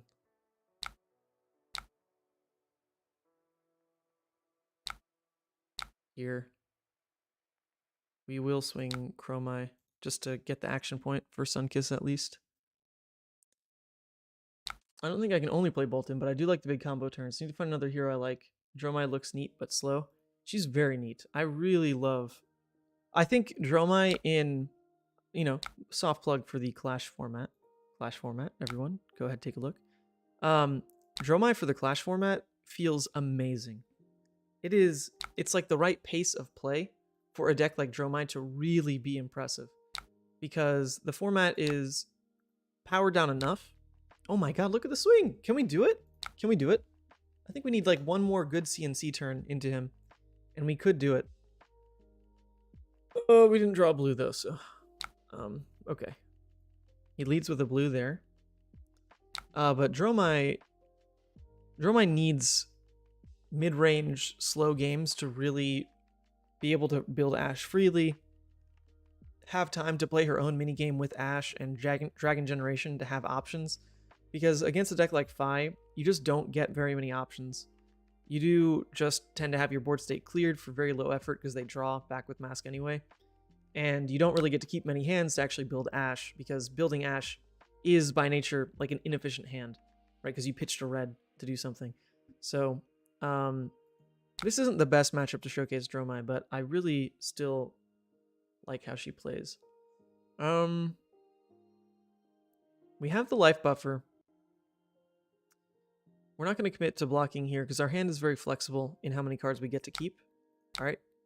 We could Fate now because it is a clean 4. I don't mind that. We're going to go ahead clean Fate. Just it protects the right amount of life right now. We can bottom Miragai, not a big deal. He Searings. Yep, kills Asvali. All right, we're buying ourselves back into this game. Now, we did break Flame Scale blocking a Snatch, which we definitely were hurting from that. It would have been amazing to have that right now. Not gonna, I mean, no joke. Be able to Kyloria, pitch, CNC would have been huge. Oh well. We don't get it this turn, that's all right. I don't understand blocking that one with 2 AP. You could have swung CNC and still use Sunkiss. CNC doesn't do anything, though. He didn't have Arsenal. And for me to actually win this, I need the CNC not just to deal damage. At least, I think. I need the CNC not just for damage. I need it to actually make his turn worse. Because if I make his turn worse, then my board state sticks. Is at least how I would look at it, but, you know. Let's see. If I take the 1, double AP, still Sunkiss, still swing it. Yeah, I mean, it would just be 6. He'd be at 5. Okay. Yeah, he'd be at 5. We'd have some cards like E-Strike that really would just present lethal off that. Okay, yeah. It's probably better then.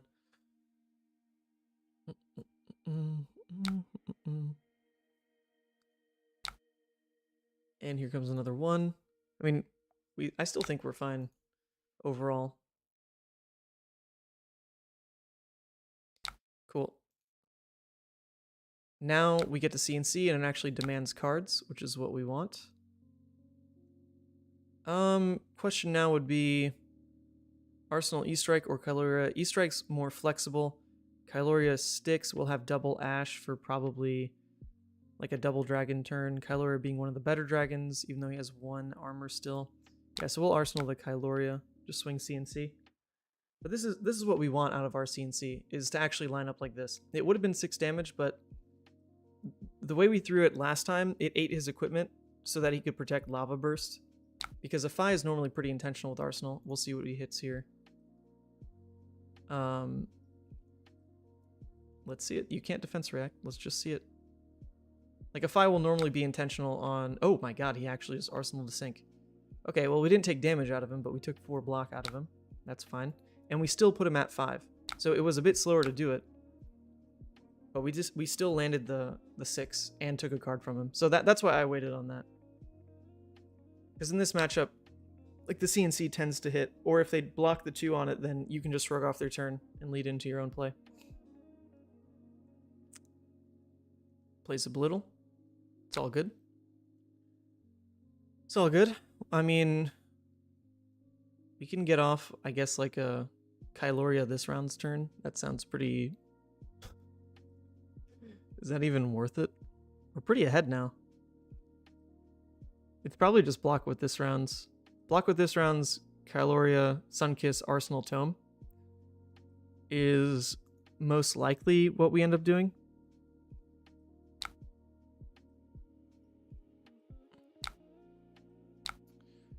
Yep. That seems to be what we want to do. I want to buy the HP to Arsenal Tome because we still have the Mage Masters up. So blocking with this round buys us a bit of that HP. I guess if we can block with Sync, it protects us 1 more life. So we'll see what he does. He's got more attacks on the chain. Alright. We'll go ahead and block here. If it is like a snatch or something, we'll just sink anyway and just pitch the Sunkiss. We're still ahead. This we take. Yep, this we take. And it's a lava burst. Okay, so we will go ahead and sink. Yep, we will sink. We'll end up taking 1. And we'll set up the... yep, sorry. Oops. Sink. And we'll set up the Tome and Arsenal, and he doesn't have an Arsenal, so we should be fine to play through his hand and still keep at least 2 cards for Tome. Or 1 card for Tome, I guess, is all we really need. So this seems fine. We take 1, we go to 6. We stick a Kyloria, swing, threaten, draw. Pretty big. Actually really like our spot. This is kind of crazy. Kind of crazy. Is this crazy Brew Dromai deck with Sunkiss Moonwish going to beat an actual well-constructed Fi deck? That'd be nuts. Alright, he has a sink. Wow. I mean, we don't actually hate that. We weren't banking on the draw there. We just wanted a card from his hand, which we did get. I thought we were going to get the Flame Skill with it, but not the biggest deal. Not the biggest deal. And then we will Arsenal the Tome, and we should kind of lock it. We even have another Tome. Interesting. Interesting. All right, this is one of the worst ones for us to see here, though. I think we're just going to have to block with both of these. All we really want to do is keep the Tome for Mage Masters. Like, we want to just keep this card. So we don't mind blocking both of those on the mounting. But this is what's going to buy us into the game. This isn't lethal, so we can... Oh, it's on Kyloria anyway. That's fine with us. We can let that happen. And he ends his turn. Beautiful. Cool, we take it. We pay for this. We pay for Tome, and we should kind of seal it. We gain 3. Beautiful. Beautiful. We can play both of these out. We're going to run out of our Ash is the one issue. But that should be enough. I mean, because we're threatening lethal off that, so we would have to at least block there. Funny enough, like, would have preferred to draw the red, right? It's kind of funny. But we have so much life. We've got a huge buffer. We just dropped 7 life of dragons on the board, and they do present lethal this turn. So we should be safe. We should be very safe. Nice. We did it! With Sunkiss, Moonwish, Life of the Party, Crazy Brew, Dromai. Beating a Fi, the worst matchup. Well, okay. I can't say we beat the Fi, but like this is a very good spot, right? Very good spot to be in. Very, very, very good spot. Might go to 1. That's fine as well. If he goes to 1, then he's... Okay, he doesn't. He plays a sink on it. That's inefficient for him. Cool. The problem was we drew all the Burn Them Alls in like the first 3 hands, so I do believe they're all gone. As far as Asvli, we've played 1, 2, this is our 3rd, so we can't win through Arcane per se. We do need to be fair about our win, but we did pitch stack double Rake at the bottom, I believe. If they're not right next to each other, they're very close to each other. And so once we see that, that should be pretty nice. We don't have the Ash to get there yet, but we will. We will. This hand is not great, but hey, GG, I gotta go. School just ended. I need to get to cross-country practice. GG's. Alright. You too. Alright, dang it. Well, he's got to go. He's got to go. That's unfortunate, but I do think we won. We'll count that as a win. I think we really, like, we found our spot. We stabilized. Even off of threatening 4.5 damage per turn. That is pretty hilariously bad. GG's, though. Okay, I mean, I don't know. Is that... He had to leave, but he was at 3. We were at 9. We had a board state. He was in a 4-card hand. We pitch stacked. I think we were okay. I think we were okay to call that, like, a win. Interesting. That was, honestly, Crazy Brew. Life of the Party. Very legitimate.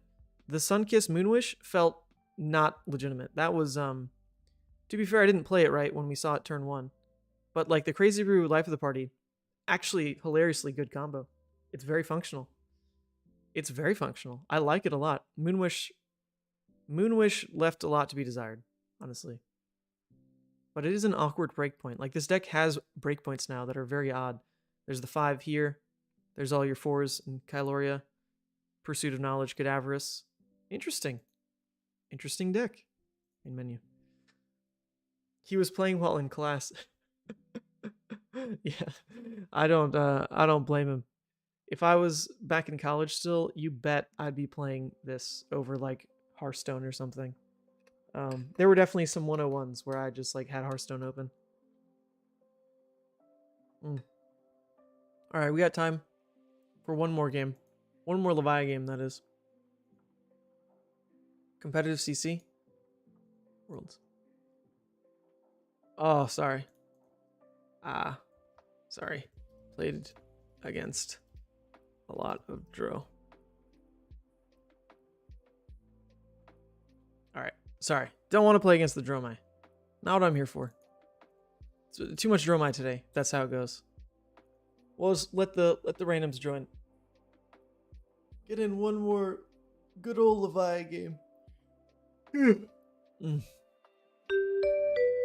Against a Fi. Alright, another Fi. Alright, I'm fine with this. It will be a fast one. That's what we need right now. I gotta go run and get some groceries as soon as Sandra's home. Let me take out these. Okay, go second. Okay, we're good. I chose go second because, honestly, we just gotta hope we don't draw our non-blocks and just take the tempo immediately. You gotta pray a little bit. This is fine. This is the right way to go second. We only have one non-block, so we'll leak probably like 3 or 4. It's okay. Oh, it's Kadachi, though. I honestly think probably better into Kadachi Fi. They deal a little bit less damage. A little bit less damage, and that is always allowed. Right, we'll block 1 card here.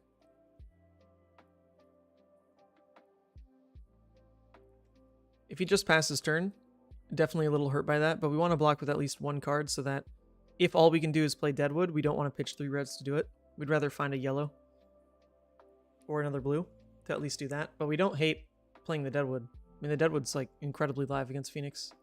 So, that does suck. We drew... Ugh, that really does suck. We drew reds. Oh, shoot, I forgot to take Iron Rot too. Alright, that's fine. Well, so we lead with Scabs in that case, because Savage Feast can push this hand. Rolled a 2. Ooh, alright, already not looking great. Already not looking great. We drew the triple red off the back of Deadwood. I'm almost feeling the YOLO. We really won't get to roll Scabs a lot in this matchup, so I'm almost feeling we just gamblers now and just force it. Let's do it. Roll to 5. Worth. Worth. We're never rolling Scabs again in this matchup.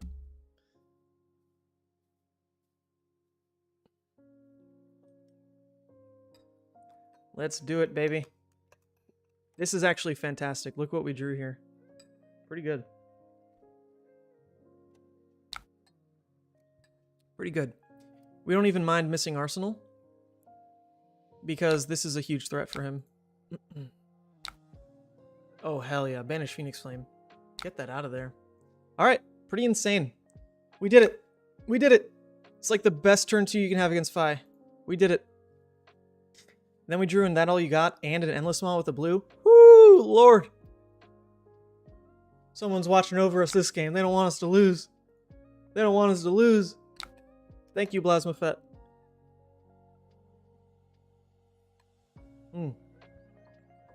Dang. Can I just have like every game I play go like this? When you talk about like the one thing that can work being like all you want that turn and then like actually having it happen. That'd be pretty nuts. That'd be pretty nuts. Alright, so we can go ahead. I think we're just gonna block like this.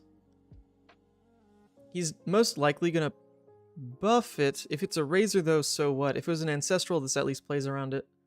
So we'd rather go this way, because we can just toss that all you got in Arsenal and just wait for the turn that it's really good. So if he just passes his turn on this, like, that's insane. Okay, so he plays an Art of War to try to buff it by 1, but that still won't make it hit. So he must be committing either snaps or really thinking that he can,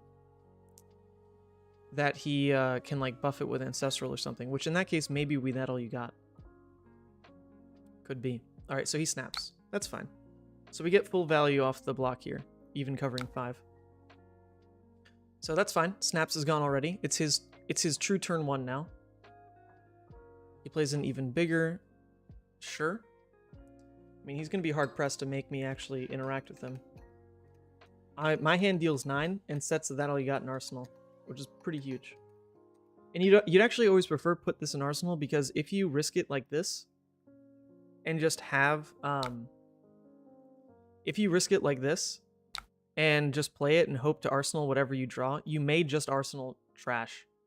So I would always prefer to not do it that way. We're kind of getting forced to do it, though, because otherwise we're going to have to worry about a mass trigger.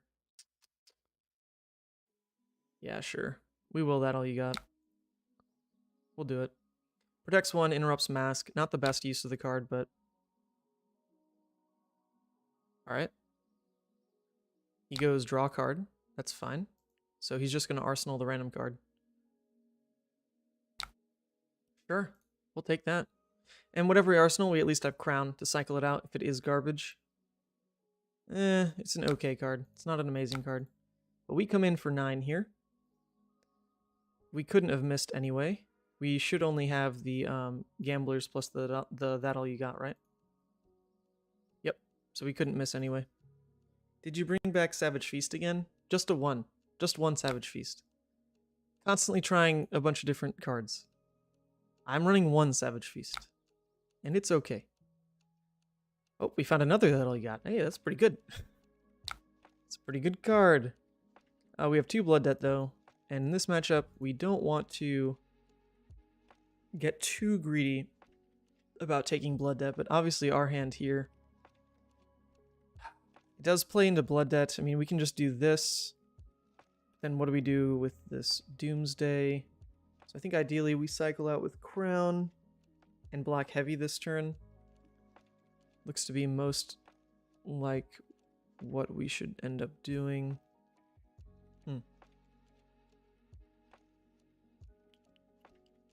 Sure, we can let this one through. Not the biggest deal. Yeah, it's an awkward hand to have the Mark the Beast. And then, okay, so actually this is relevant now. This hit effect is relevant. So we know we're not going to play the Swing Big. We know that's not happening. Because we do need to care about Blood Debt, because we might have to block with this, and then we're just going to be pitching for Mark the Beast. And that would put us at 3 Blood Debt, and at that point, it is worth... Okay, so we are glad we blocked the last one. This would have to be like a snatch for it to be that big a deal. We still don't mind blocking it, though. But even if that's a snatch, we'd rather block the snatch, so we can let this hit through. Not the biggest deal. It's a Soul Beat Strike. Okay. It's actually a really scary one to see, because we don't know what this is then. Like, this could be the snatch. But we do need to commit on blocking. Weird. Weird, actually.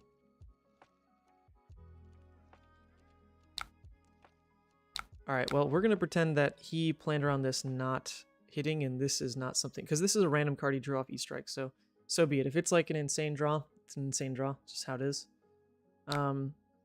We don't have the insane draw to match, though. This Mark the Beast is very weak. And he doesn't have a Phoenix. He tried to activate it, but you don't have it, buddy. I did banish it.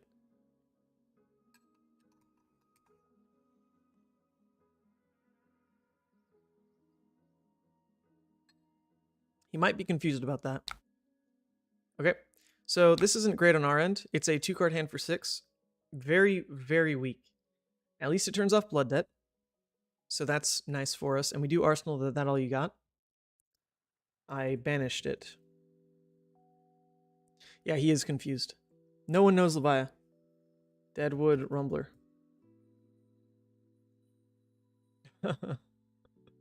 They never know. They never know.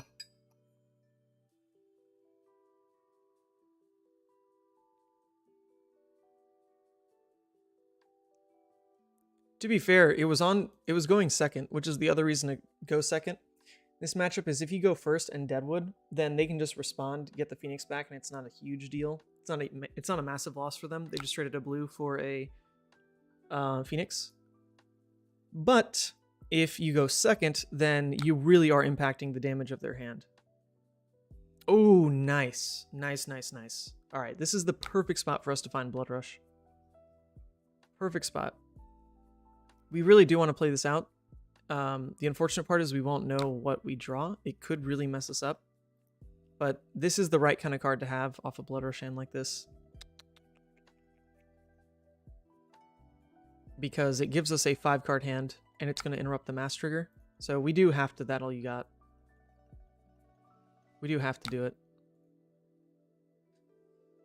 Oy, okay, please, please, please don't draw us into a whiff. That'd be nice. Please, please, please. We won't know until the end of the chain here. A little annoying. Little annoying. But so far, we definitely like our spot. We have a massive turn coming. We definitely need to draw an attack. I mean, these aren't real attacks. The Graveling isn't. The Deadwood is, in theory. We have Husk. We have Crown. A lot of blocks still. And we did just interrupt his mask on a very efficient block. Blocking 2 on that all you got is beautiful. Okay, he pumps with Ancestral. That's actually kind of okay, because now we don't need to worry. He traded a card to turn off our draw. Kind of okay with that, honestly, because now we don't need to worry about the Blood Rush. That's fine. I guess that's fine. Plays another one of those. The issue we now face is Husk might not get good value. Because this is going to hit. We go to 15. He comes in with Kadachi. We then go to 14. So ideally, you want to just Husk as soon as you see like a 5 or a 6 attack.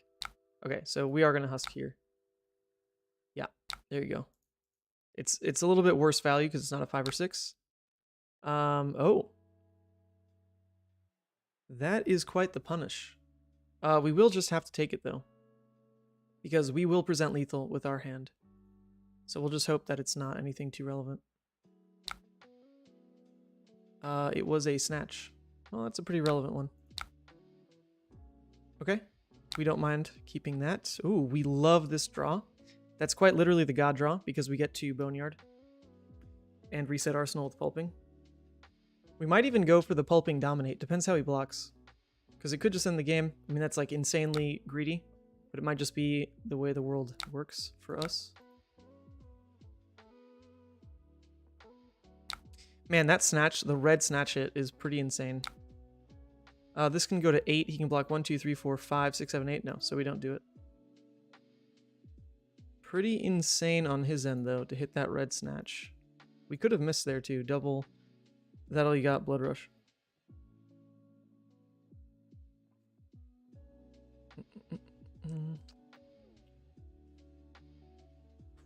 Okay, I mean, this does demand a real card out of him and his entire equipment suite.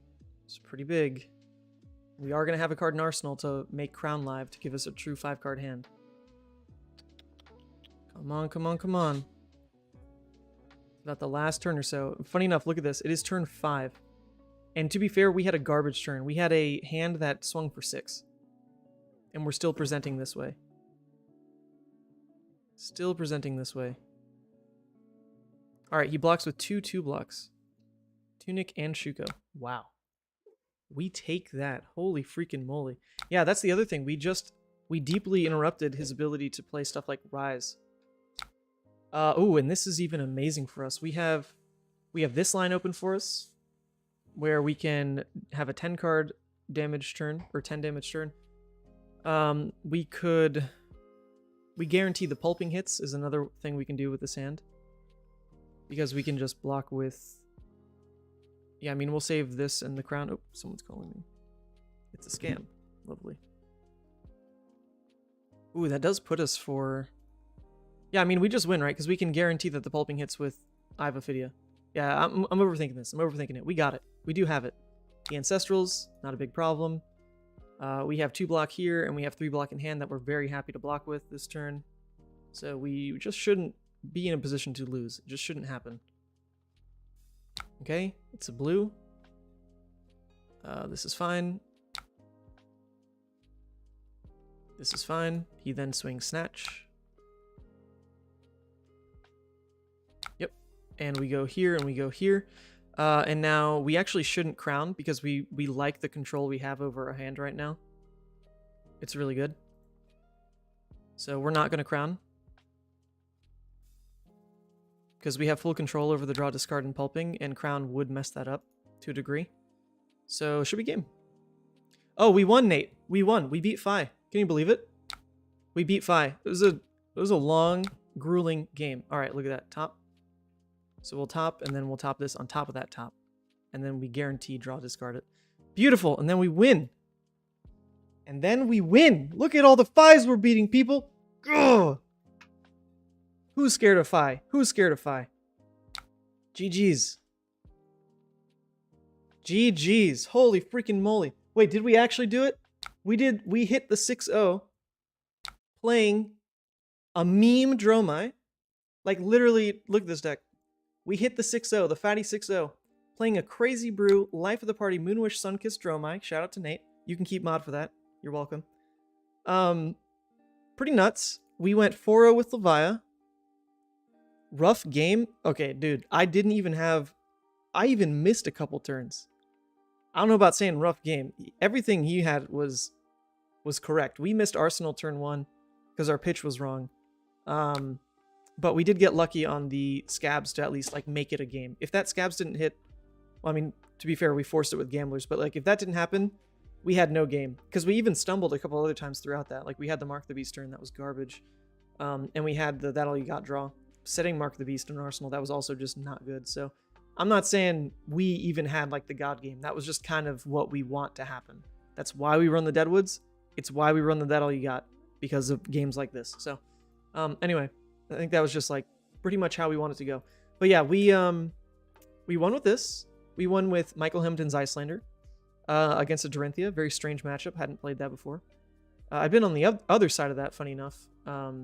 For the Fab TCG games, I'd been on the other side of that. I had been playing the Dorinthea into Iyslander for the Flesh and Blood video. This one. Look at this. God, so long ago. I was so trash. But that's me on the Dorinthea versus the Iyslander. So I played that from the other perspective at least before. But yeah, can you use That All You Got against other meta decks? I side in 2 of them versus the Rune Blades. Versus Viserai and Briar because it'll hit Rosetta. But against Fi, I bring in all 3. And that's pretty much all I run it into. You can run it into Dorinthea just because it's a defense react, but I don't really think you need to. That matchup's pretty easy for Levia. For this, like, full aggro Levia. But anyway, that'll be the stream for today. Sandra's back. So we gotta go run some errands. But thanks for tuning in, everybody. And I'll be back tomorrow. Peace.